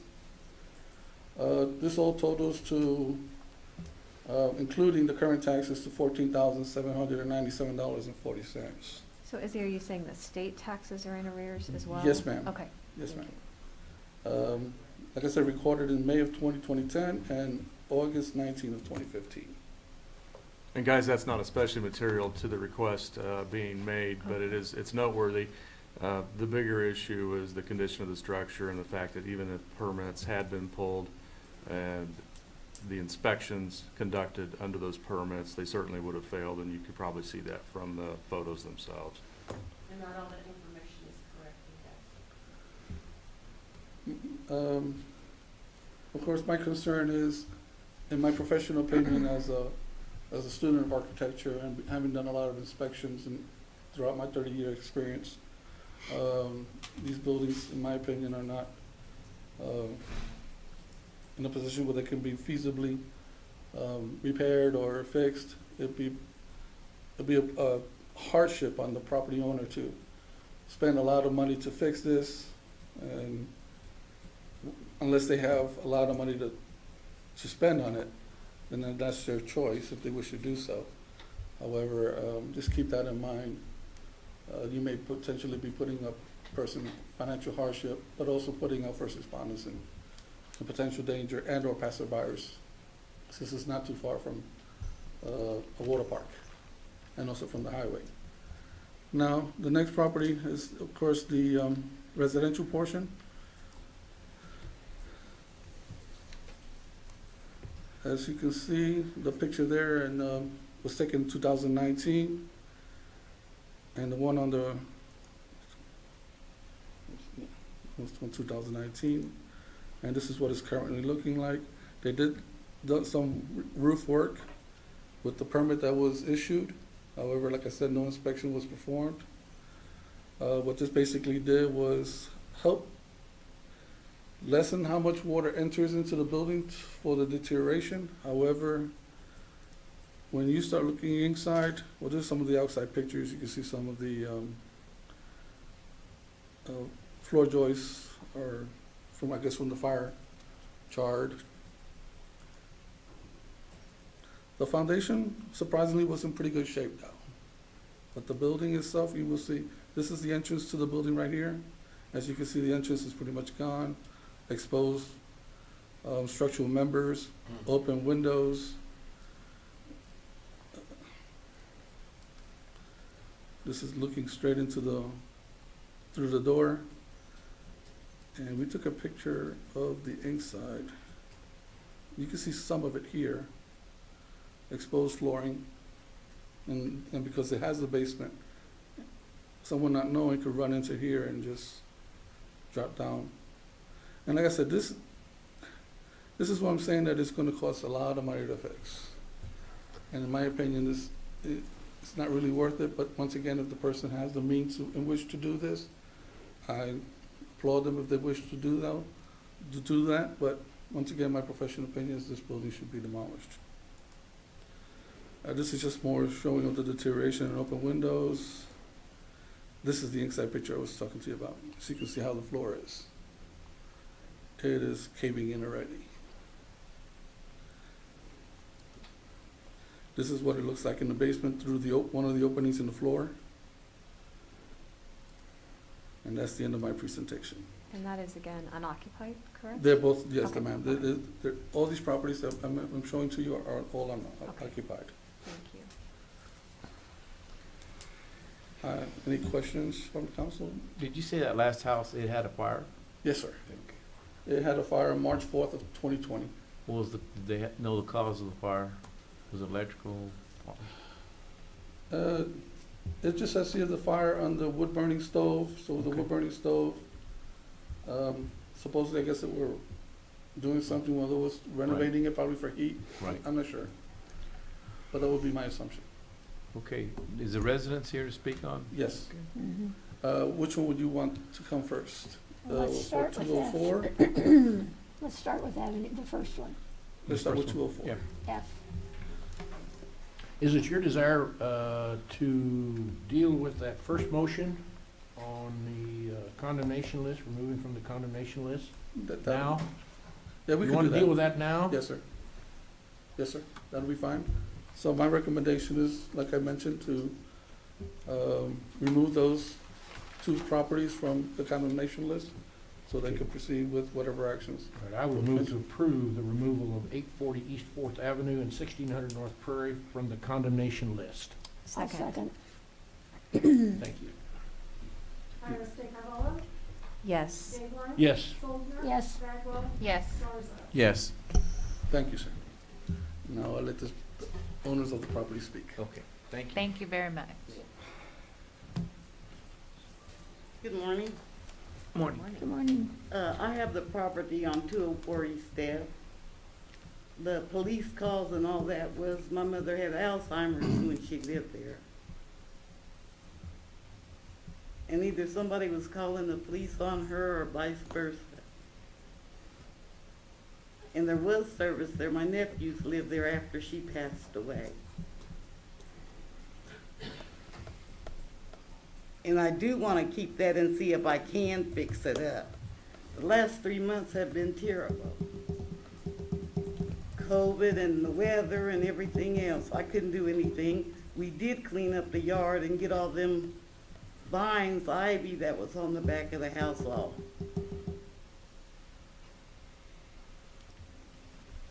Ma'am, did you present a plan to the inspection department? I gave it to the other guy. Trent? Uh-huh. Okay. And were you able to make any progress on that, or? No, I had what the siding would be and what the roof would be, but I think I need to start on the back half first, because that's where the ceiling was bad. And my mother had insurance, but like I said, she had Alzheimer's and we didn't get to collect on that roof. Bad. So if we look at helping, giving you some more time, how much time do you need to fix this? I'm not sure because I need surgery on my foot, and I should have already did that, and I didn't. I've lost my job. Unemployment haven't sent me my check, so that's where I am right now. Not to be cruel, but do you think it's to the point in time where maybe you should just say, I gotta give this up and move on? The tax people didn't say that when I went down there to pay taxes. Oh, so you did pay taxes? Yeah, I did pay taxes. Okay, we're still showing you with 2 years, It shouldn't Out. be two. 21 and 19. It might be 20. I'm just looking at Mr. Well, I Rivera's paid- report. I paid some.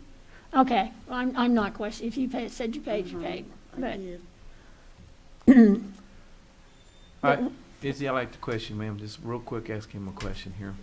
Izzy, if we made a plan of some kind, would you say this one is completely not habitable? You say we need to knock it down? Yes, sir. Mine is habitable. Yes, it is. Okay. As you saw in the photos, the foundation was in very bad disrepair. That was cement. Can you My go back dad to the did that. photos That if you was don't cement. mind? Yes, ma'am. It wasn't block. And under there is where we go under there and fix the water pipes Yes, ma'am. in that spot.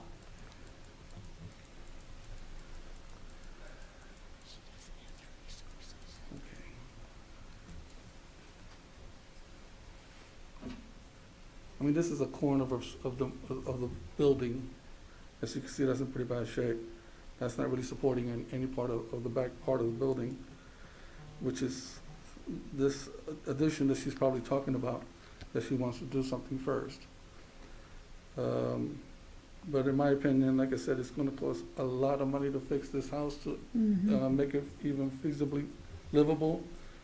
The inside is nice. The inside is livable. I just hate to put her in a financial hardship just to give her additional time. That's what I'm asking of council. Normally, like I said, a lot of extensions have been granted for these properties, which is why we're here at this point. But the final call is yours. Izzy, what would your estimate be to bring the house into livable conditions? I haven't seen the inside. Once again, I don't feel safe enough to go in there or having my staff go in there to do an evaluation. But just looking at it from the outside, Yeah, I would say 50, 60,000. 50, 60,000. Property certainly is not It- worth no, that, is no. it? It's just, it'd be easier just to knock it down and rebuild again. It might be even cheaper at that point. And something a little more that she can, probably afford, and a little smaller house, but still be able to make the property work. But to fix this existing house, my professional opinion, I don't think it's feasibly possible, or financially possible, with the means that was explained to you. I don't like to sound like I'm a hard person, No. because I like to save as much as I can, but I also don't want to put our citizens in some additional harmful position. So there's no electric meter right now? No, ma'am, as you, Yes, it is.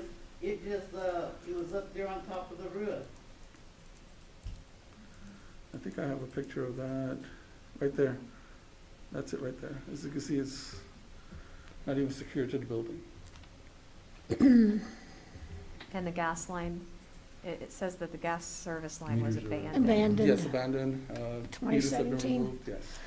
And it's out on the other side of the fence. It's not outside the house. So most likely a new gas line will have to be put in, new electric service, new, Why would a gas line have to be put in? if there was a gas, probably you have some sort of gas appliance in the house, I don't know. But it's not necessary, you could have total electric home. The gas is not necessarily a requirement. I see that some complaints have been made on this property, about half a dozen. Is that just from surrounding neighbors, or is that typically how that works, or? Pretty much usually. Okay. And we started doing that as, whenever we get a phone call from a citizen, we log those calls and file a case for it. Then our code compliance inspector goes out and takes a look at it. And then if there's nothing, then we just close it out. Or we put notes into it depending on what needs to be done. Thank you.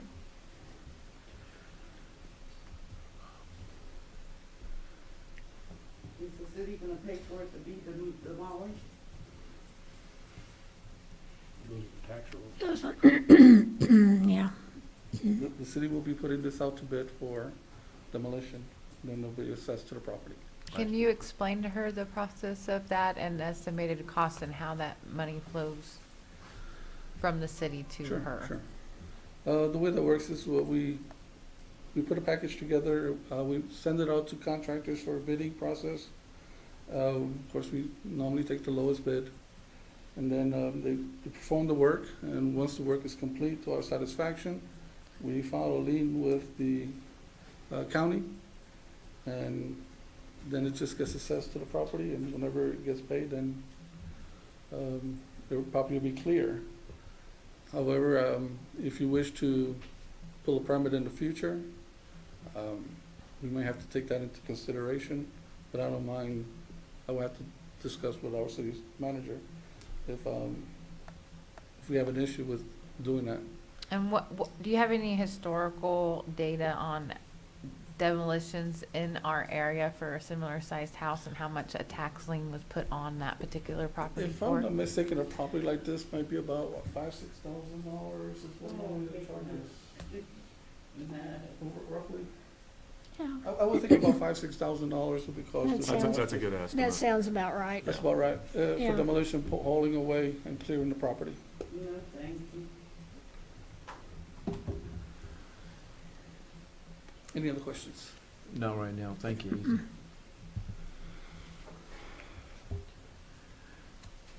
Ma'am, ma'am, come back up, I'd like to talk to you, please. Yes. What's your first name? Barbara. Margaret? Barbara. I'm sorry, Barbara. If we, do you have capable of putting $50,000-60,000 into the house and get it going again? Not at one time, I don't. Not all at the same time. Right. Do you think if, I don't know, this is a hard decision, very hard. I mean, it's, I understand. you know, it's, being leaders of the community, we have to make hard decisions and, Yeah. what comes to my mind is if we, this right on top of my mind is, you get started on it and keeping up was easy there and give you time that you have to get it going. At any time you mess up at all, then it comes back to us and we demolish it. Yeah. And in my perspective, we put a fence around it, a construction fence, an orange construction fence so nobody enters the property. We're doing the responsibility of citizens to keep them away from that property. There's in no way I hate to take anybody's house away that think they can save their house. It's a hard decision, but we also have to protect the public. That's the only thing I can come up with is that we give you a timeline. I mean, you're gonna have to abide by that timeline, not just an idea. I understand. And get a timeline and give you a chance to fix it up, even a little bit at a time. Though it's gonna be a big job. That's Yeah, it is. a lot of work. Do you have, who do you got somebody to help you? Not yet, no, I don't. Would this fall into that, faith housing that we have? What do they call them? What's it called? Council, I don't think anybody in the right mind would touch this property or invest Okay. dollars in it. What you do have going for you right now is the fact that it's unoccupied and you're not gonna displace anybody on the street. I've been in other communities, of course, dealt with similar issues, and I can tell you on the grand scale of properties, this is about a 10, 10 being bad. This one's kind of it's an unfortunate one. I know there's some emotions tied to the property, but this is a clear choice. It's pretty bad, and it does pose a risk and hazard to the general Yes, public. yeah. That's the first thing we gotta consider right there. Yeah, I mean, I feel for the property owner too. I'm at the point where I would almost like to say, we'll give, like, in my personal opinion, give you one last shot, but if this comes back, we're demolishing it. So that you perfectly know. That way you can kind of have time to come to terms with it too. And if you know, like, in a month from now and you still haven't made any progress, you could just know that it's gonna get demolished. You know what I mean? To maybe give you some time, just basically like one last shot. And if you can't do it and you don't have the means to do it, it will have to be demolished. Like, so that you know when you come back here again that's pretty much the decision that's already made. All right, I still gotta get my stuff out of there too. Well, you would certainly be allowed to do that. They wouldn't put the bulldozer to it until that had happened. How's the other council members feel about that, giving her another chance, put an orange fence around it? What's your feelings on that? I think it would be postponing the inevitable. I think unfortunately you're probably right. I Mhm. typically, And the only bad spot on that is the kitchen. Nothing's falling down. Back there on the back roof, that's the only part. It's not gonna fall on nobody.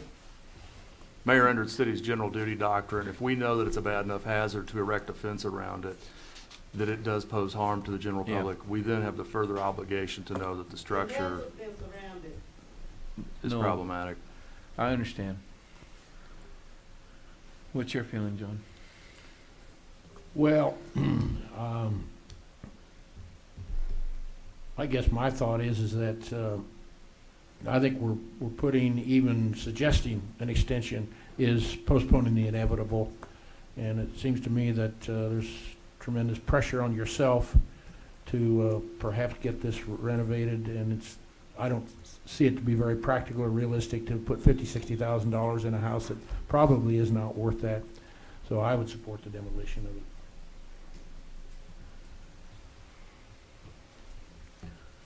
Okay, we talking about this one house, and if we vote on all the houses, or we just talking about one here? We're just talking about one right now. Ron?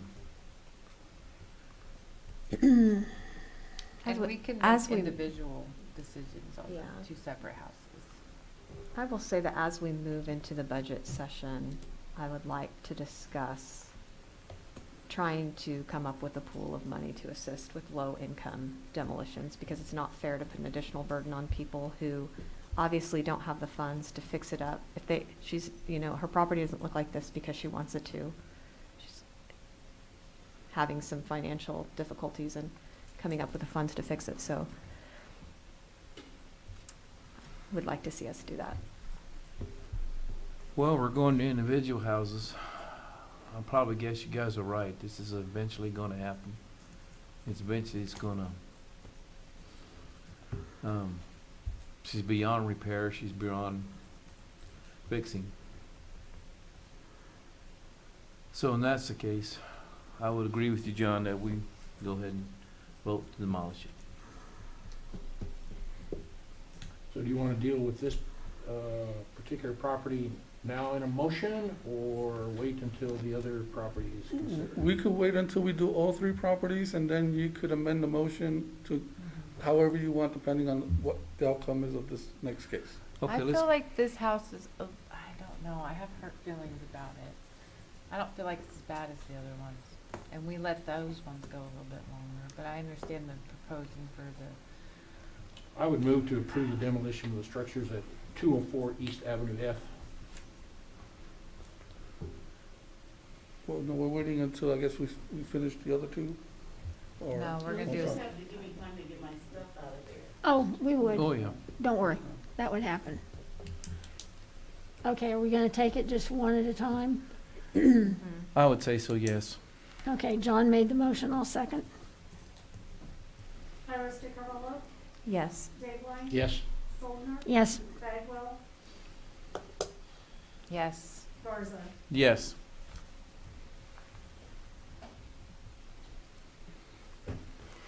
Okay, next house, please.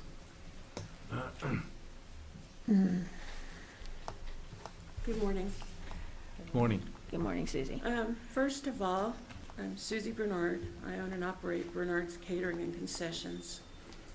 The restaurant is no longer open. I do work, and I'm a permanent at the Kansas State Fairgrounds. So, first of all, the tax information that was given to you was incorrect. My taxes are all paid up, they're current, and the tax lien through the Department of Revenue has been corrected. So all of that has been taken care of. The other thing is, on the structure of the building has been boarded up to be safe to the community while it's being worked on. I contacted an architect, Mann and Company, and Joel Haig. He's coming out the end of this month to look at the north end. My whole objective is to keep the north end of that building, to store all my concession equipment, my catering equipment, that cannot all be stored at the Kansas State Fairgrounds, and my two concessions.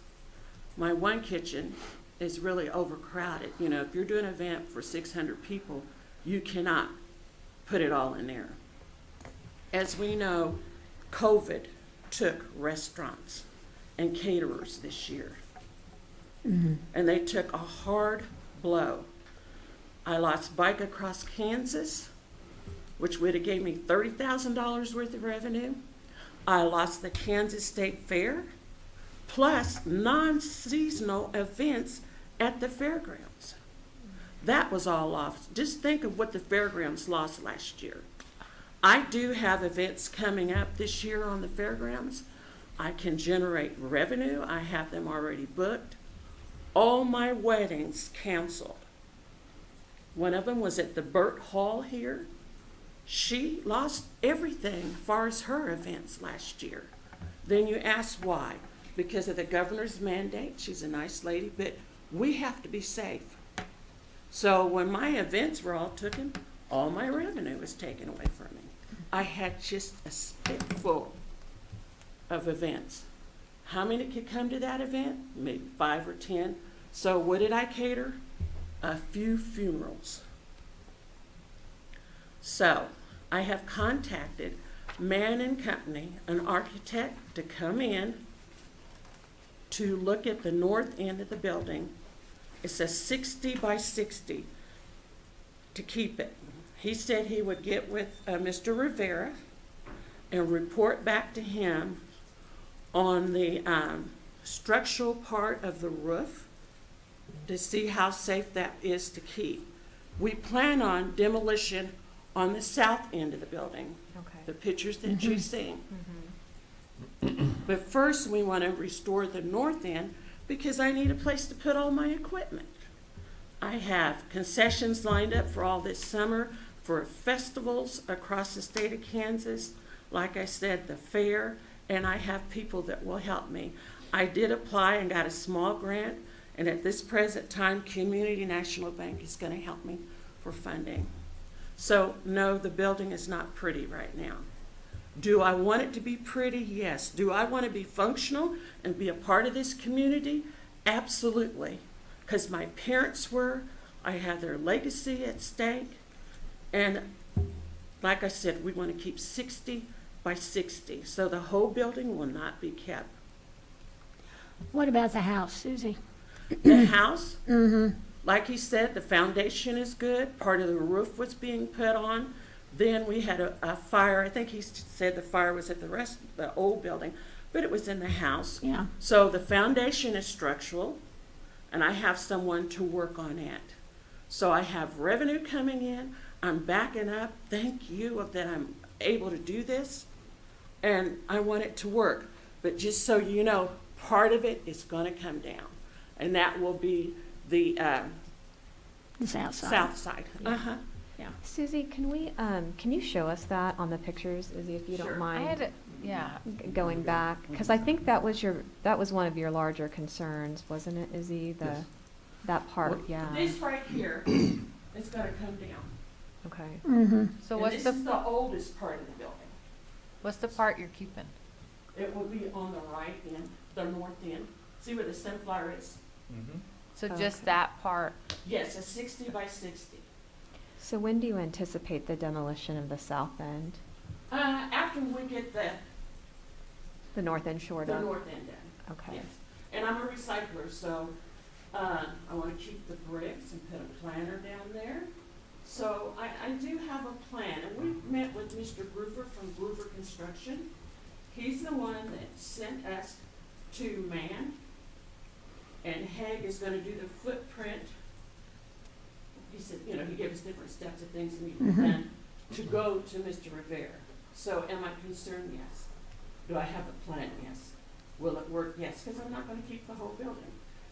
In these pictures right now, all of this is boarded up. So as far as it being a, Would Yeah. it be cheaper just to have it demolished and then just build a warehouse, like a and metal that's all I'm warehouse? wanting is a warehouse is on the north end, a 60 by 60 warehouse. Wouldn't it be cheaper just to have it demolished and then put up like one of those metal warehouses? But since I have, and it is just a warehouse, box white out. And again, I had talked to Trent I called down here probably in November after Trent left, and I was concerned, and whoever was the intern people, I said, hey, you know, what do I do? Where do I go? And they said, well, we don't know anything. We don't know nothing.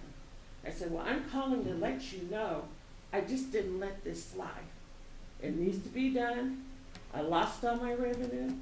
I want to make it back, and I want it to happen, and it can happen. Why? Because I have the revenue now to do that. Mainly from the Kansas State Fairgrounds, for my caterings. The majority of the people last year that canceled out, they rebooked this year. May's high school class reunion, I have a numerous list. Well, and we did pause all conversations around demolition and even just basic property upkeep last year because of people's, you know, just because of the pandemic. So I certainly don't want you to think that this is like we're pouncing on you Oh, or, no, you know, I because mean, certainly it sounds like you have a plan. I would be inclined to support that plan. I would like to know a little bit more about the timeline. Well, on the timeline, I gave him a piece of paper this morning. I have to wait to hear from Mann and Company. They're gonna come in, the architect, and look at those beams on the north end, just to make sure that Groover or whoever that's gonna go in there and work, that they're safe. So I felt like I've covered all my bases. You know, I told you that, first of all, that tax information, that is totally inaccurate. The taxes, you've seen the information this morning. My taxes are current. The building now has been boarded up, so no one can come in there. It's a dead-end street. As far as the neighbors have lived across from us, I don't know, one in 50 years, because it's my brother. And the other one is a rental property. There's no traffic on that road. And about the police or phone record or whatever, you know, if there's somebody that's in transit that comes up the road or whatever, I might call and run them off the property. But my dad, in past years before his death, had a lot of heart attacks, strokes, seizures. So, you know, when the ambulance or police is called, they come out. Susie, I think you know that we want to work with you. We don't want to take this property, Absolutely. but we've got to be realistic about it. You've got to be realistic about it. We talk about a plan. I think a plan is fine, but do you have the cost, what your investment's going to be, and to bring it up to proper code, that you really want to invest that level of amount of money to salvage a 60 by 60 warehouse? I mean, Well- does this make good economic sense to you? It does, to do because this? the land is already there. I'd have to go pay rent someplace else, so where I'm paying rent someplace else, I might as well put it back in my property that I pay taxes on and on my building. And I'm willing, Trent shared something with me last time. He said, a lot of people go into this, halfway, they bail out. Our property, our parents and I know. family have been here 120 years. Yeah, we know that, yeah. I'm not a quitter. No, Do know I that. have a plan? Yes. Am I willing to do it? If you're willing to give me a chance, like Mrs. Crow, give me a couple of months. I know I'm gonna have to come back in here, like you said earlier. If it don't work, I'm gone. I would be comfortable with an extension if you get Joel in to do the design, to do the And if information. it doesn't work, it doesn't work. I But would Joe's like gonna to be s- yeah. honest with me. Yeah, Maybe for the commercial, but I think we should go ahead and But the house is still livable. condemn the house. I mean, we just Well, condemned the Yeah, other house. it doesn't look real not a- livable, Susie. Well, the whole thing is on the house, and he's siding on the outside. I gave him the plan That for one's in that. worse shape than the other one. And the difference is her foundation wasn't good, my foundation is good.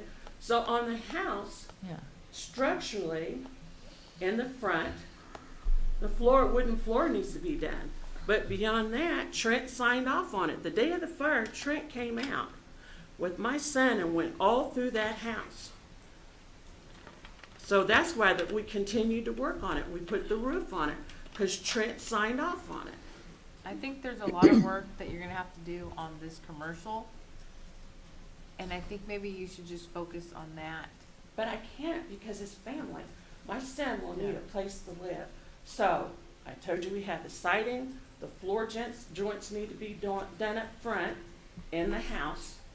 We've already put the roof on. We've already put investment in it because Trent said we could. That day, we made sure that Trent came out and talked to us. So I want at this time keep both properties under the assumption that I'm going to make progress. And if then I don't, then you can kick me aside. But I'm going to fix the house. I have work, and I want both properties. Give it to her. Easy. Step up here. What she's saying, can you live with that, or what do you think? With the commercial, I could probably work with something with that. On the house, I don't feel comfortable. As you saw in the pictures, it was in pretty bad shape. It's gonna take a lot of money to fix it. Well, I will bow at your request. Okay. But the floor joints, again, need to be replaced in the front room. But the rest of the house is livable. Otherwise, we would not have put the roof on. So I'm begging and asking for a 3-month extension on both properties. Let me prove to you, give me the opportunity because of COVID and the loss of revenue. I mean, I'm one of the many hundreds that lost a lot of money. Yeah. But do I have the fair back this year? Yes. Do I have non-seasonal events on the fairgrounds? Are the taxes paid up? Last year, Mr. Dave Line, your concern was the taxes. Right. I have did everything. I paid the taxes. Through the Department of Revenue, they have an agreement. So that $18,000 is not against me. You know, we talk a 90-day extension. We're putting a lot of pressure on you that I'm not sure if that's really what you want. This is what I if I think did not it's want what she this, wants. I would not be up here today.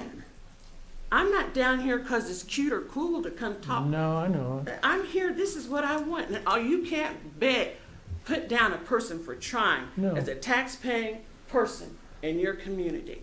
So I'm asking for the 90-day, and if it doesn't work, I'll get with him. He'll tell you, hey, this is not working for Mrs. Bernard. So when we talk 90 days, what would the expectations be in 90 days? In your mind and in Izzy's mind? I mean... You want to start with me first? Yeah, sure. That I show progress on both properties. First of all, sign off on Man Architect, see what they're saying, and then go from there because I'm dealing with the bank and I have been awarded a small grant from the state of Kansas for the property. So since I've got the grant, it's not a whole lot. Yeah. But I have the initiative. Why ask for money for a grant if you're not going to put it in the building? I'm going to put it in the building. But again, if COVID hadn't hit, I'd had a lot more progress. Right. What is the zoning like out on that property as far as housing goes? Like, So the house is easy to fix now because of the revenue. And it's not like I have a bunch of, there's no neighbors. One brick house across the road. And you must remember at one time, that street was dead end. Yeah. Do you remember Mr. Dave Line? Mm-hmm. It was just 2 houses. Right. And then the rental on the corner was empty forever. And there is a fence out in front of this restaurant on the highway.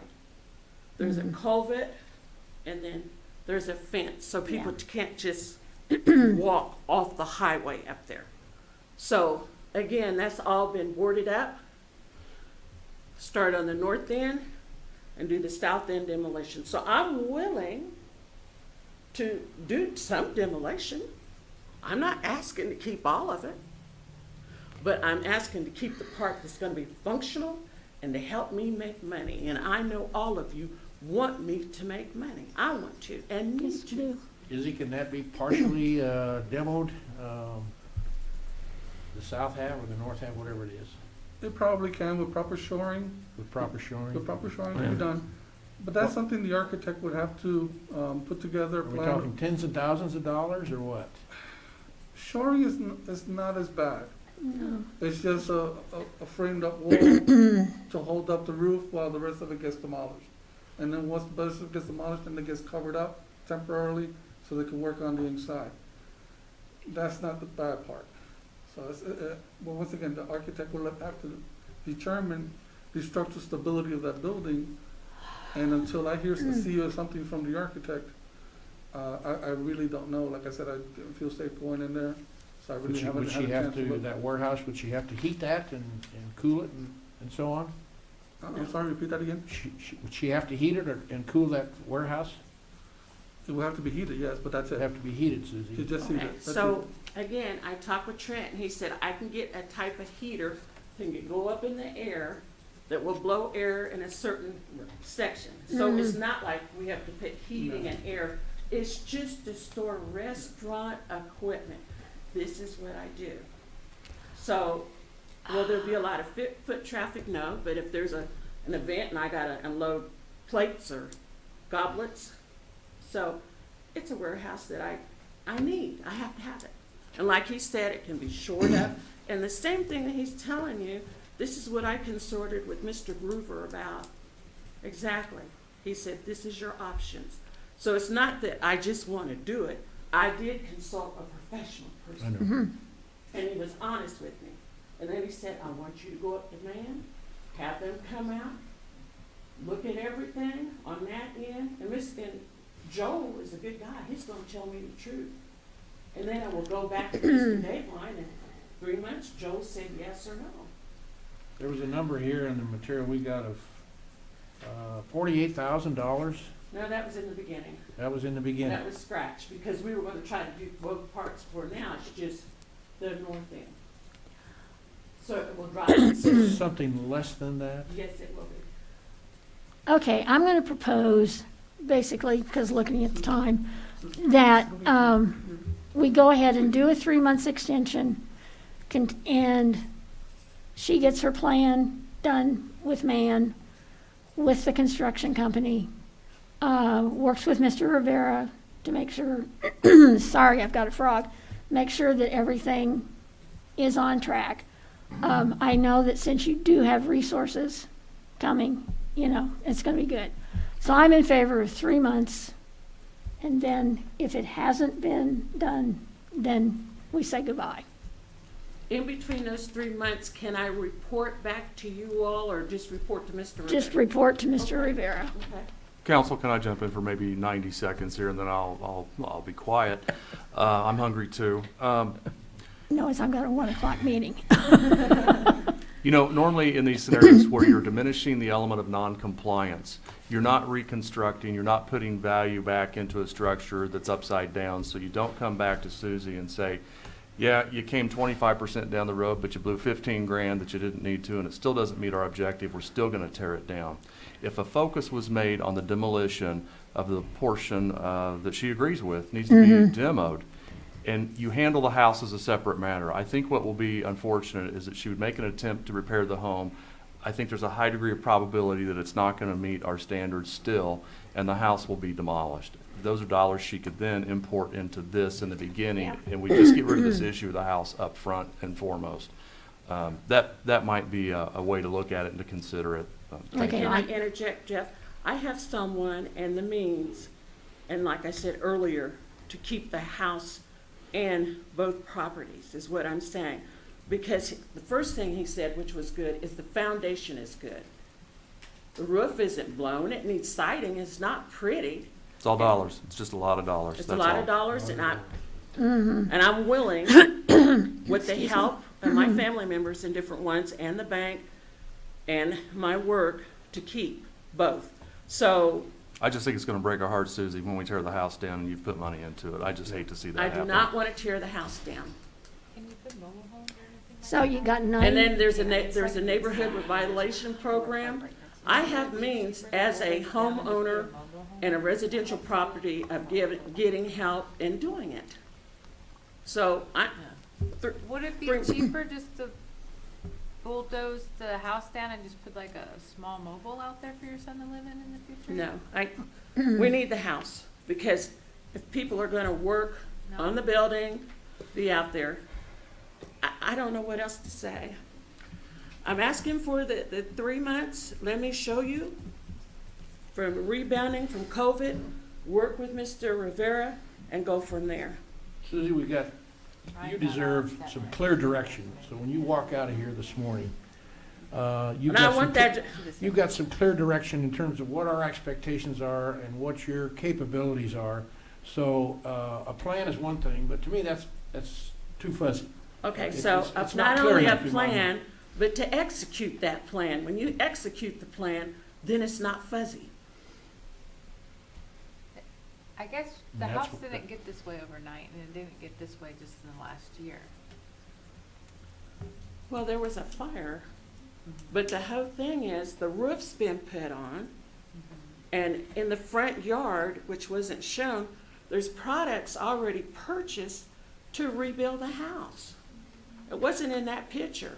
The bricks are there, the doors are there. I've already spent money, so it's not fuzzy. Otherwise, I'm willing to tear down a part of the restaurant. A plus. I know there has to be a demolition. But on the house, we've already bought the product.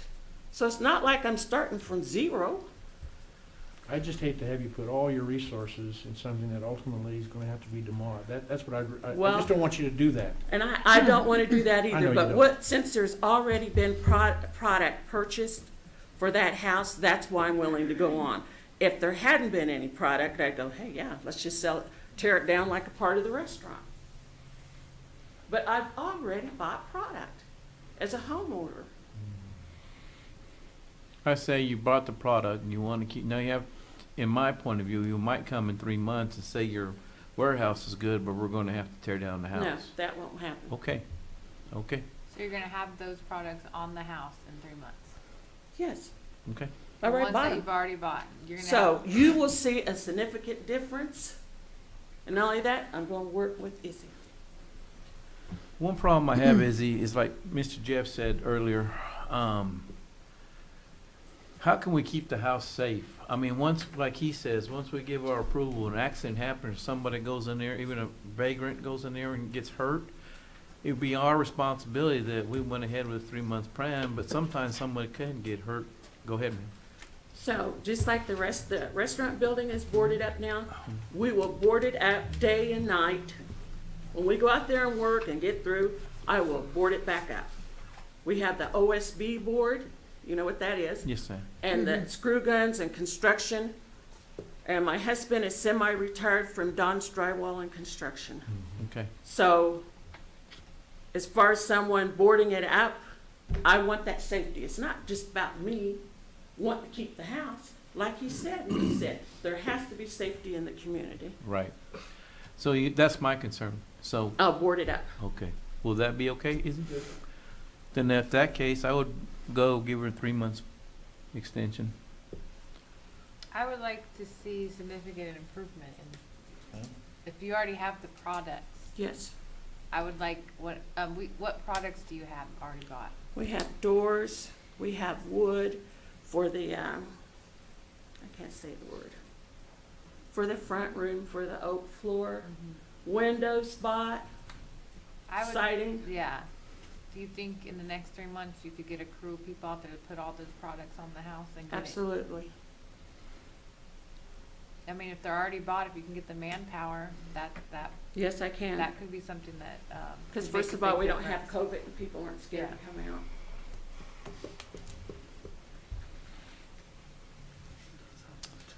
Okay. Well, I am going to move to approve a 3-month extension for the structures at 2100 South Bone Break Street. I'll second. Good.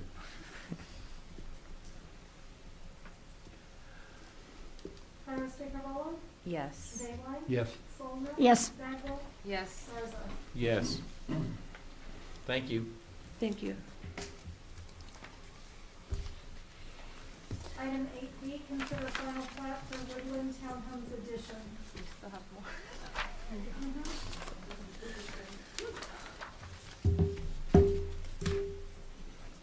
All right, good afternoon. Thank you, Amy. Amy Allison, Senior Planner. Before you today is a request to approve the final plat for the Woodland Park Townhomes addition to the city. This is a replat of a portion of Maple Manor Number 3 subdivision in the northeast part of the city. The property owner is Interfaith Housing and Community Services, and the surveyor on the project is Barber Surveying, and Interfaith is in attendance if you have questions for them. So here's the final plat before you to approve. This has been reviewed by both the Planning Department and Planning Commission to confirm that it is in conformance with the subdivision regulations for the city. The full analysis was included in your staff report. So if you have any questions, please let me know.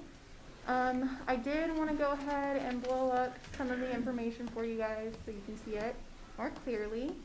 That's just some information about the property. The one thing that I wanted you guys to pay attention to was in this, that table that says minimum pad elevation. There is a portion of this property that is currently in the floodplain. They have filed a concurrent floodplain permit application to fill it, so it'll remove it from the floodplain. But we wanted to make sure that the minimum pad elevation was noted on the subdivision, so that requires that all houses or duplexes in this case that are built on this property have to meet that elevation before they can be constructed. Okay. So here's the northern portion of the lot. It went from, I believe, 11 lots down to 2. As you can see, that lot number 2 was the portion that Justin had talked about earlier would be possibly donated to the city as a park. The housing complex will be located there on lot number 1. You can see that they have proposed private utility and access easements that kind of go through the center of the property that will access as the main driveway to be able to access all of the duplexes that will be located on the property. There's also a private utility and pedestrian easement there along the bottom that you can see that was that sidewalk that would be connecting mid-portion to the trail that Justin had showed too. So those are all accounted for. And then here's the southern section of the property. And like I said, currently a portion of it is in the floodplain. That's the zone AE located there in that southwest corner. There is a concurrent application. I believe it is in the final stages of approval by the state. So hopefully they will be getting their formal floodplain permit here shortly. Alright, so the recommended conditions of approval from the Planning Commission was that we receive a signed Mylar, a check for the filing fee, and then the last thing was the applicant shall submit final details of the utility facilities and a developer's agreement denoting responsibility for the installation and maintenance of the utilities that will take place on the property, not within the right-of-way. There was some confusion, so I just wanted to add that clarification. The developer's agreement that was included in the agenda packet was just for utilities on private property. So with that, unless you have any other questions, that concludes my recommendation. Amy, I've got just one question. Looking at the city contract, the language of, and this is a terrific project, and it's a great partnership, and I'm anxious to see the project begin. But under item number 4, I just need this clarification. I'll read this here. It says, any street lights and traffic control signs on Manor Drive will be erected, paid for, and maintained by IT and shall conform to city standards. It is the intent of the developer to install street lights into the subdivision? You might save that for Clint, but as of what I know, no, there is no intention to install any street lights or like a stops or, like car street lights at this time. I think that is if in the future they wanted to install a sign that is clearly denoted who would be responsible for it.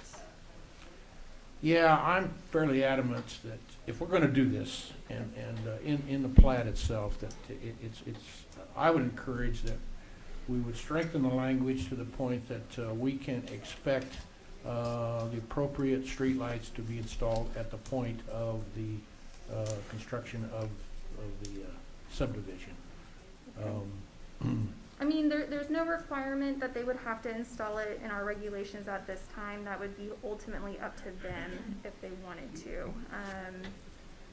So, And Didn't we just- Councilmember Dave Line, allow me to interrupt, Mayor. This agreement primarily is to show that this is a private drive. This is a private drive, not a city street. The significance being, think of Katy Drive. Think of Katy Drive and the problems we have with that, and no one to take care of it, no one responsible for it, no real agreements to enforce. That's what this agreement is about. But if we're gonna do this, let's do it right, and for safety purposes and for the residents itself.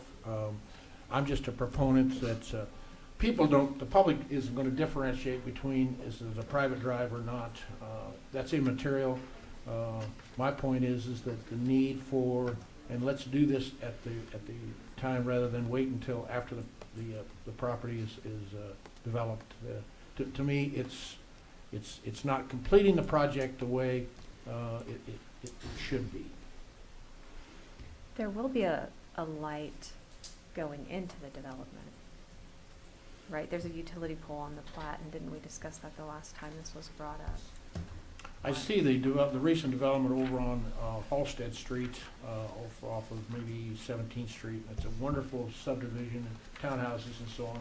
And they've got lovely decorative streetlights in there. And to me, it really enhances the safety and enhances that whole subdivision. I think it needs to be installed at the point, and we should include the language in here that would make that responsibility the developers. Why wouldn't they want to put it in now? I mean, I guess that is something we can look at as part of the site plan, but as I mentioned, there's no requirement in our regulations that they have to install lighting. That's just not built into our code. So as a subdivision, we cannot require that they do that.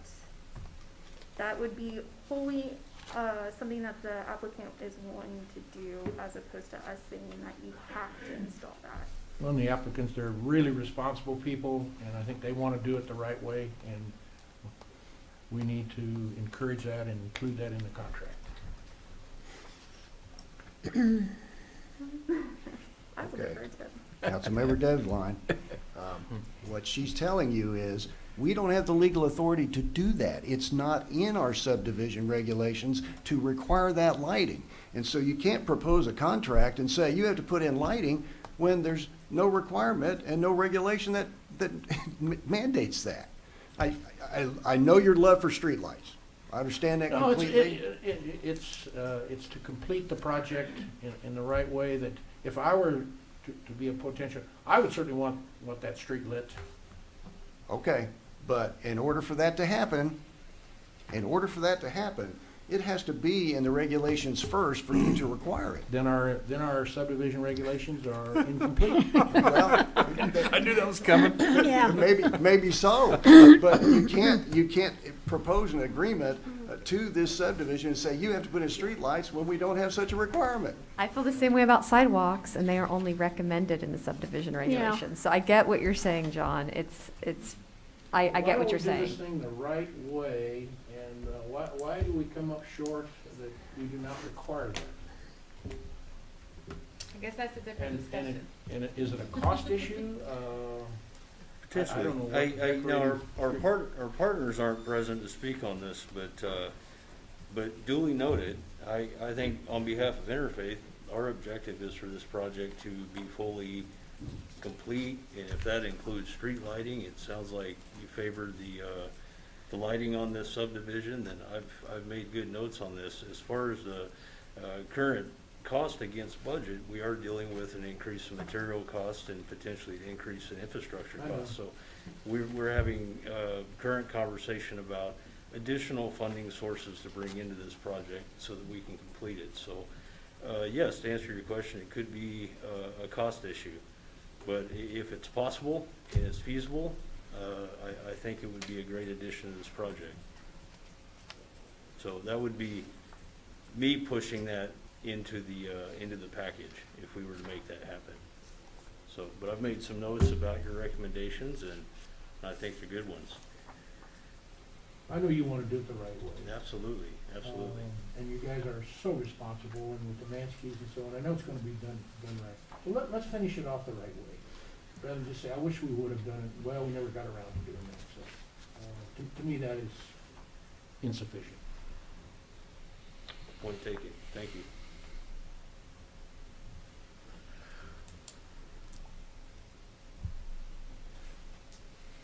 Okay, me being a new mayor, how do we fix that, John? We introduce it to, We don't fix it. Yeah, we don't think We Yeah, I'd don't- like we- to change the language of Yeah. We contract could, we could change to our require them to subdivision install regulations. streetlights. Yeah, but I and think that'd be a separate appropriate conversation. signage, but our city attorney doesn't Yeah. agree with me, so. You'd have to do it through development standards. okay. Yeah, Yeah. yeah. So, Motion to accept the recommendation of the planning commission to approve the final plat for the Woodland Park Townhomes Edition and authorize the mayor to sign the agreement with Interface Townhomes Second LLC. Second. Mr. Carvalho? Yes. Dave Yes. Soldner? yes, Bagwell? Yes. Garza? Yes. Item 8C, consider proposed 2021 to 2023 housing action plan. Good afternoon, council. I will try to go through this relatively quick, but this is an important item. Before you this afternoon is a request to accept and approve the 2021 through 2023 Housing Action Plan, which was recommended for approval by the Hutchinson Housing Commission. I just want to give a real quick kind of summary of where we ended up 2020 at. You have heard a lot of this from the department's annual report as well as the land bank, but I'll just quickly go through this. So land bank, there were no new properties that were acquired. We did have one property that we issued a right of first refusal with New Beginnings. Brush of Hutch had a very successful year. We had 9 homes painted. Our down payment match program was incredibly successful. We had 8 homes that were actually purchased with that. So much so that we actually had to move some funding around to continue to keep that program solvent. We had 2 homes that were updated through our zero interest home repair loan program. And as I mentioned, there is a full report of our housing activities in the Planning and Development Department's annual report. So just kind of real quick, talking through what the strategies are in the action plan. These are a continuation of the action plan strategies that were in the 2018 through 2020 housing action plan, but there are some new actions that I'll actually get into here shortly. So the first is to minimize the impacts of deteriorating housing stock by supporting ordinances and programs to revitalize existing housing within the city. The second is to continue support of the Hutchinson Healthy Neighborhoods Initiative through strategic development and programming. Third is to improve promotion and outreach of the city's and our partners' programs and projects. Fourth is to advocate for dedicated funding sources for housing initiatives. And that's actually going to be kind of a major push that the Housing Commission wants to look at over the next couple of years. And then fifth is supporting efforts to promote new infill housing.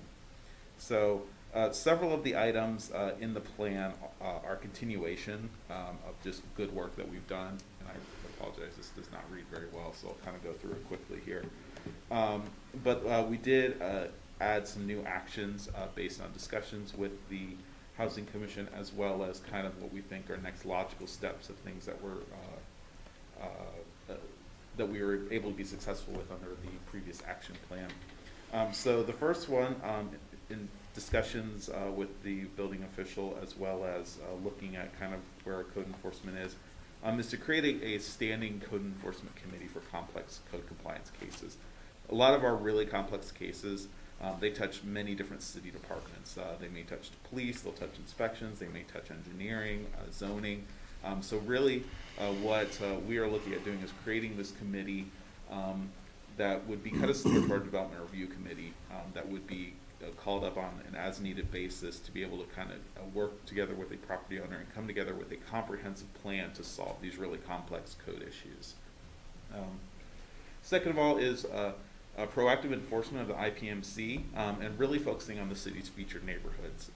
Really what the Housing Commission feels with this and what staff believes with this is that the city and HUTCHRAC have made a big investment in our featured neighborhoods, and we really need to focus our limited staff resources on doing proactive enforcement in those neighborhoods. That's not to say that we wouldn't continue to do enforcement in other neighborhoods, but when we're looking at kind of priorities, it would be within our featured neighborhoods.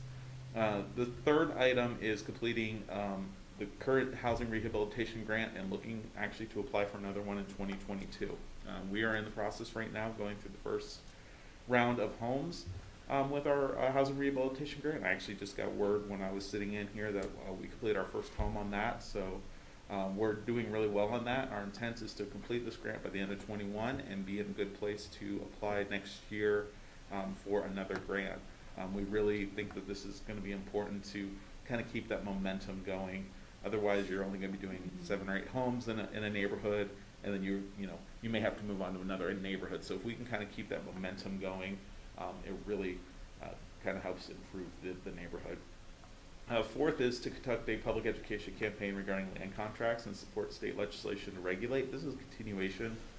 But really, where it comes down to is, land contracts, they are a useful alternative financing for buyers, but they don't contain the same protections as a mortgage. And so working with our Director of Communications and then working with, through our efforts to reach out to our representatives, really putting some more regulations and discussion to regulate these land contracts, because it is a pretty unique Hutchinson situation. Other communities in the state have them, but for some reason they really seem to proliferate here in Hutchinson. Number 5 is to complete a review of the existing housing programs for effectiveness. This is going to be part of really kind of the budget discussion, and then really kind of tying more into what do we look at doing for dedicated funding for housing. We have some programs that we have realized have been incredibly successful, like Brush Up Hutch, down payment assistance. We have some that we really have struggled to get traction on, the infill development incentives, for example.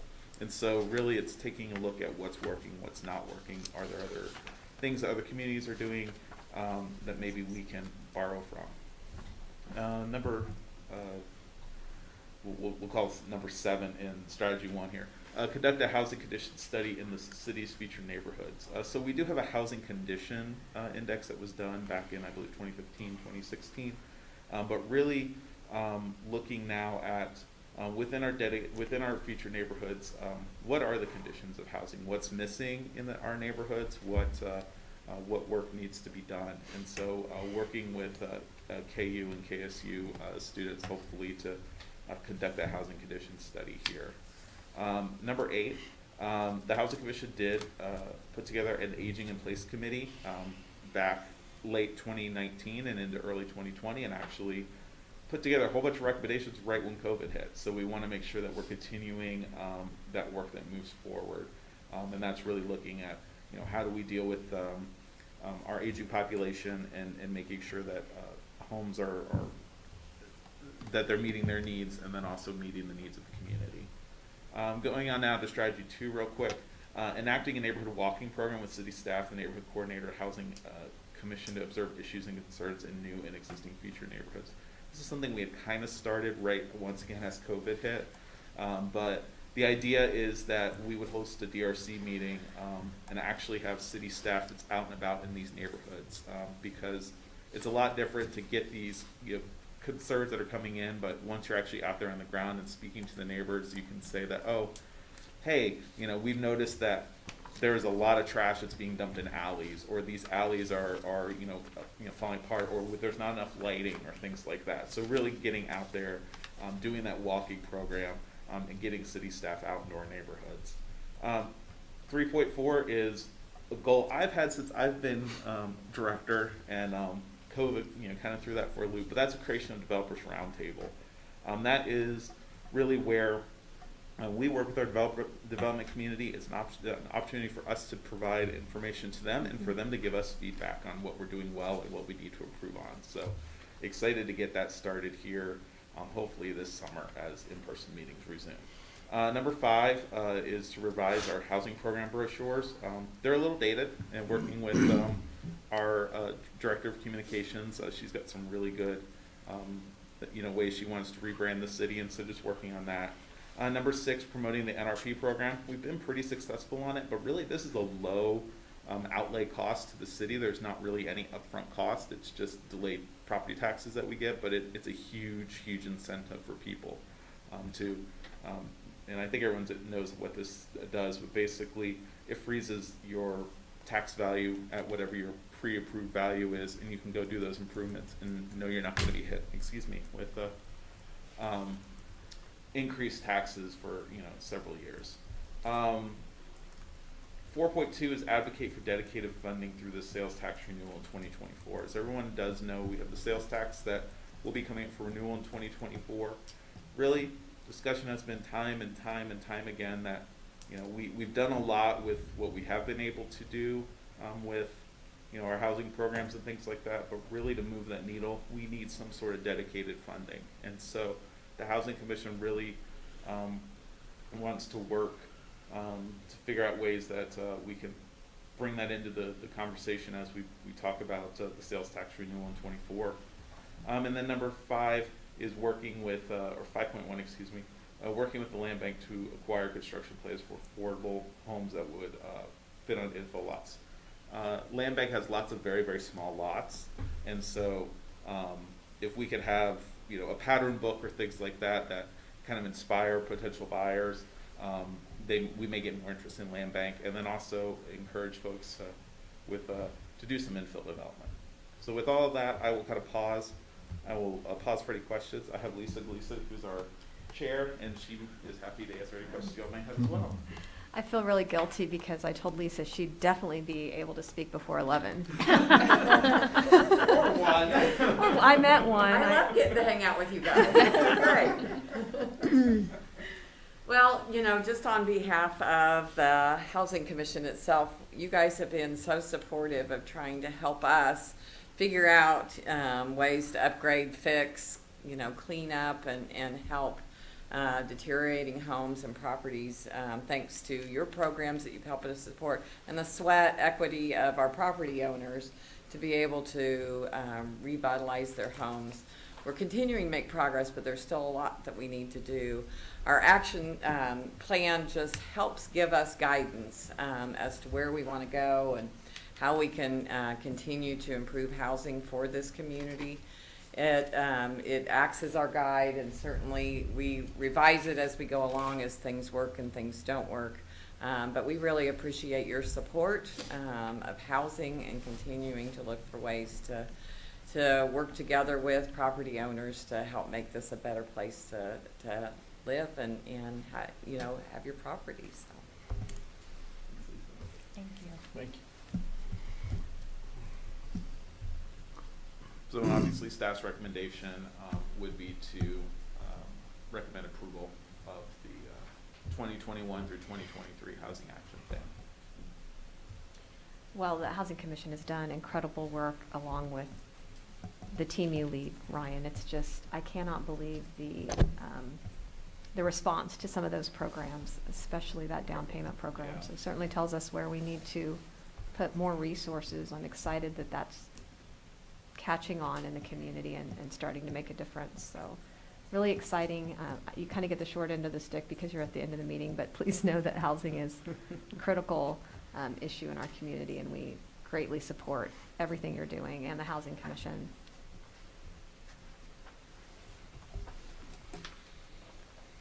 Okay. Can I move? Yes. Okay, with that, I would move to accept and approve the recommendation of the Housing Commission to accept the 2021 to 2023 Housing Action Plan. Second. Conrad Carvalho? Yes. Dave White? Yes. Soltner? Yes. Bagwell? Yes. Garza? Yes. Item 8D, consider consultant agreement for 11th Avenue Bridge replacement. Well, hello again. I was going to say good morning, but you're right. Jeff, haven't you That's caused my enough standard good drama morning. today? It doesn't work very good, but Jeff Peterson, Director of Engineering. Today I have a professional services design agreement with JO Consulting Group. Let's see, I got a couple slides, maybe. They're coming.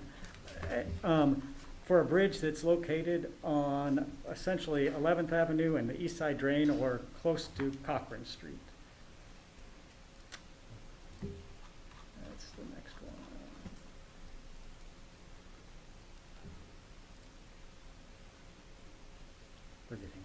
apologize, but.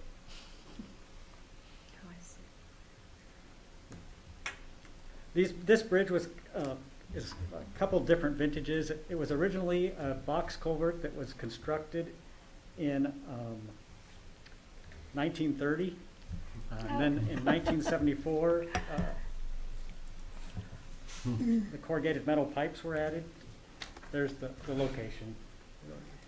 That's not up there now.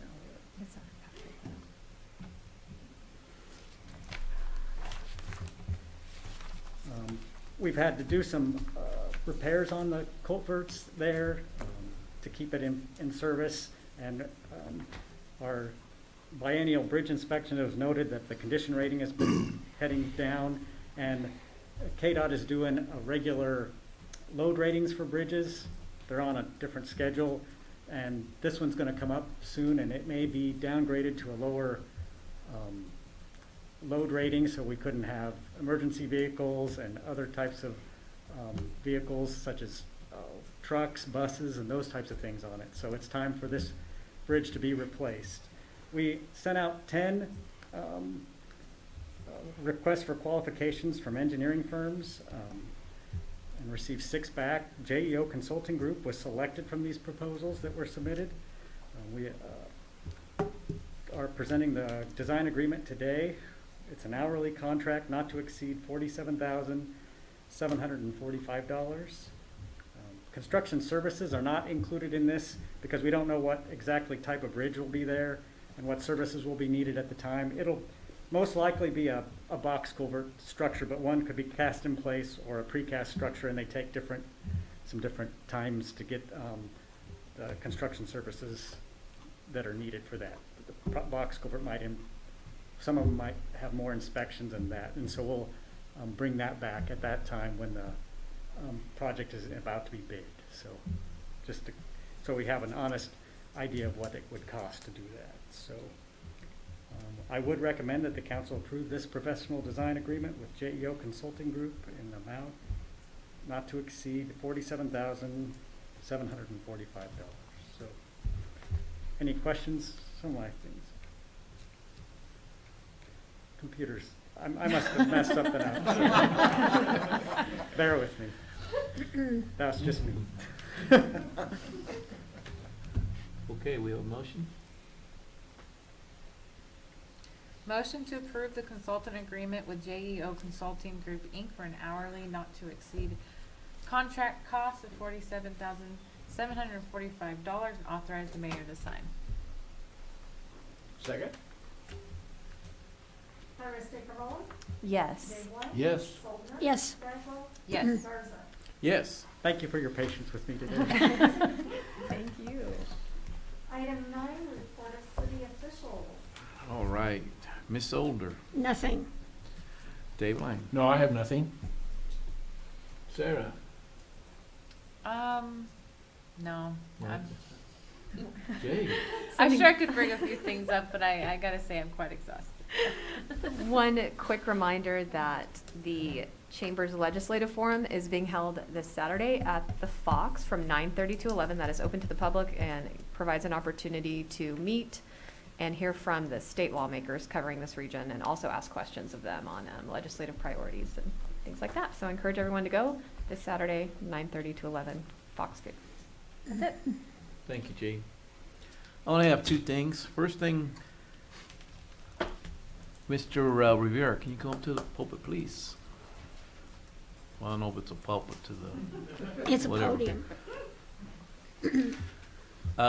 Just wanted to let you know I've been not checking on you, but asking people about how not our inspection department, and I've had very good comments.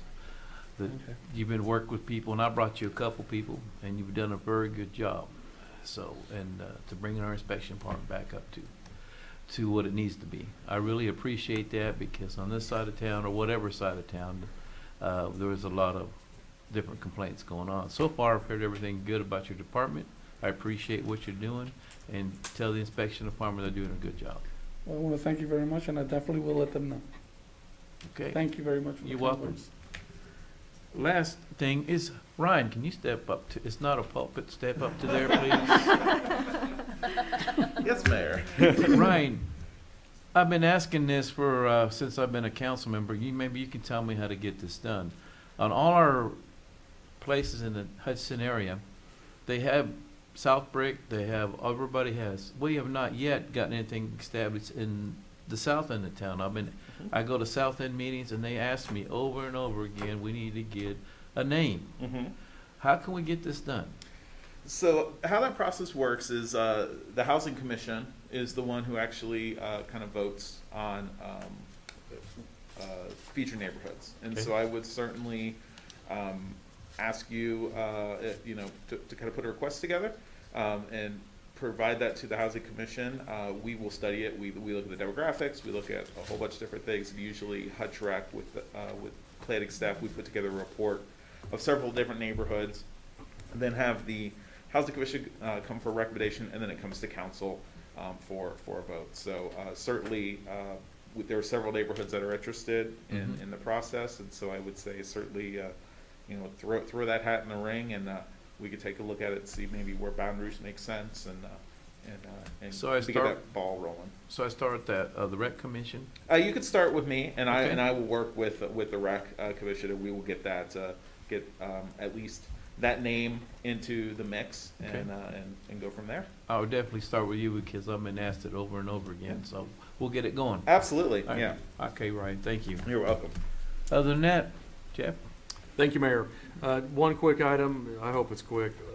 A discussion as it relates to the Zoom feature for our future meetings. We did have a council member inquire as to whether or not we would continue that in perpetuity. And there is, we're not completely set up to do that. It's probably something we ought to talk about before we figure out if we want to throw some money at it to make that a permanent feature of our meetings. And to also, there's several ways you can look at that. I probably shouldn't get into that because it is very convenient for people not to attend our meetings, but you probably will see some divestment away from public meetings if that is to be a feature going forward, I would think. Todd, thank you. If you can offer anything to help us in this conversation, thank you. So I'm Todd Davis, Director of IT for the city. So we have a lot of engagement in Facebook and YouTube. Lately, our Zoom meeting feature has not been used.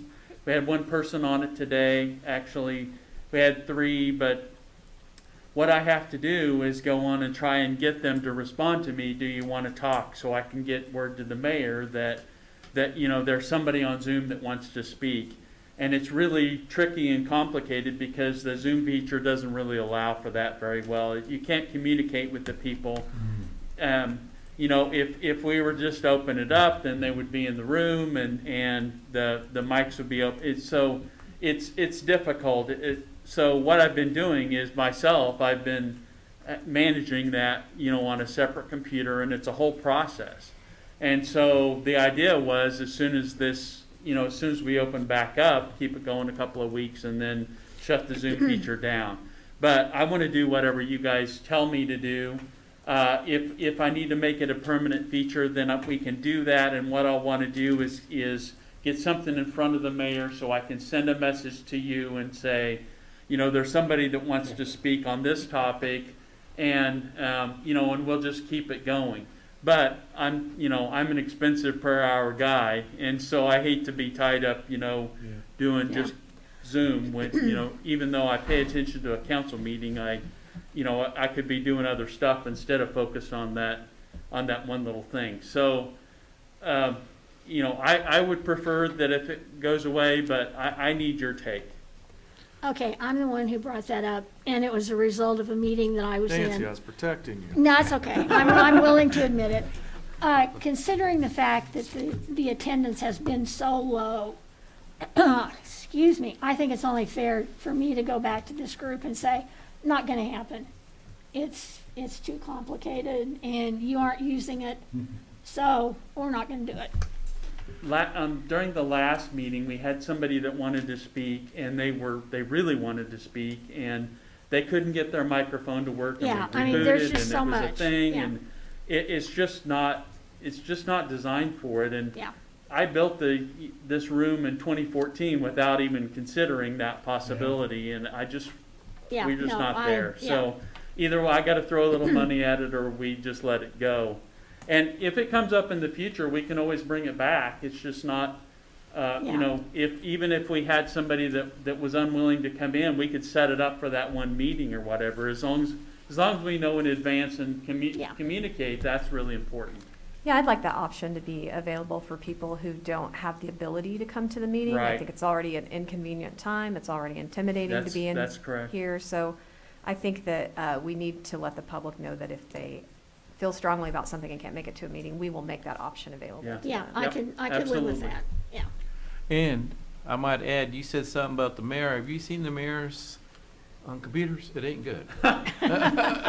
So we're not going there? No. It's 1 o'clock or something, so. That's right. The mayor Yeah. doesn't do computers. At home, I have 15 grandkids that are my IT I got people. you. Okay. All right. Thank you. Yes. Mhm. Anything else? Just real quick, Okay. just an item that we received. So oftentimes we will do letters of credit with developers for subdivisions, basically to create a letter of credit for the infrastructure costs. City policy is that once 35% of the lots are issued certificates of occupancy, we can release the letter of credit. But we have had a request from the developer of Kisswa North that they are not quite to that 35%, but they do have 6 homes that have been developed out of the 11 that they would need to meet that 35%. And they're wanting to ask for a reduction in their letter of credit. So basically, we have calculated out what that would mean per lot, and we are willing to do that if that is the direction of the council. So. We've done one of these recently. It wasn't quite as an aggressive as a modification as this one, but we have done them. I guess what I'd ask you to look at is if they're making forward movement in the subdivision and actually getting a continuum of development occurring, and it sounds like that may be the case here.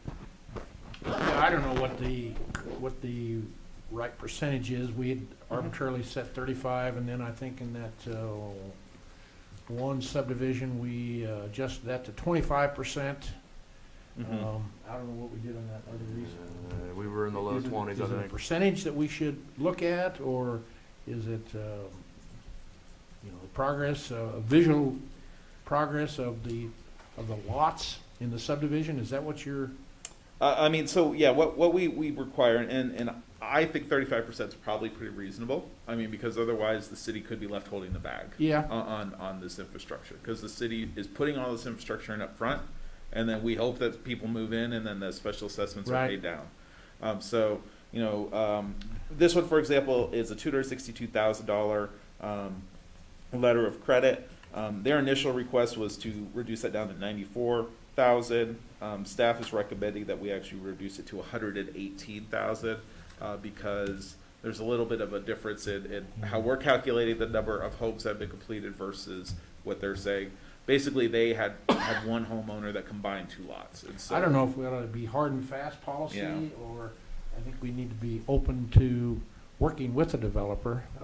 because there is a cost for them to carry this. Yeah, so. there's a cost, and so I don't know if there's enough direction for you guys to, what do we really want? I think you almost get into the reputational effect of who you're dealing with, the marketability of the neighborhood, Yeah. and the general market in and of itself. If it's a high-risk market during that period of time, I think you want to be conservative.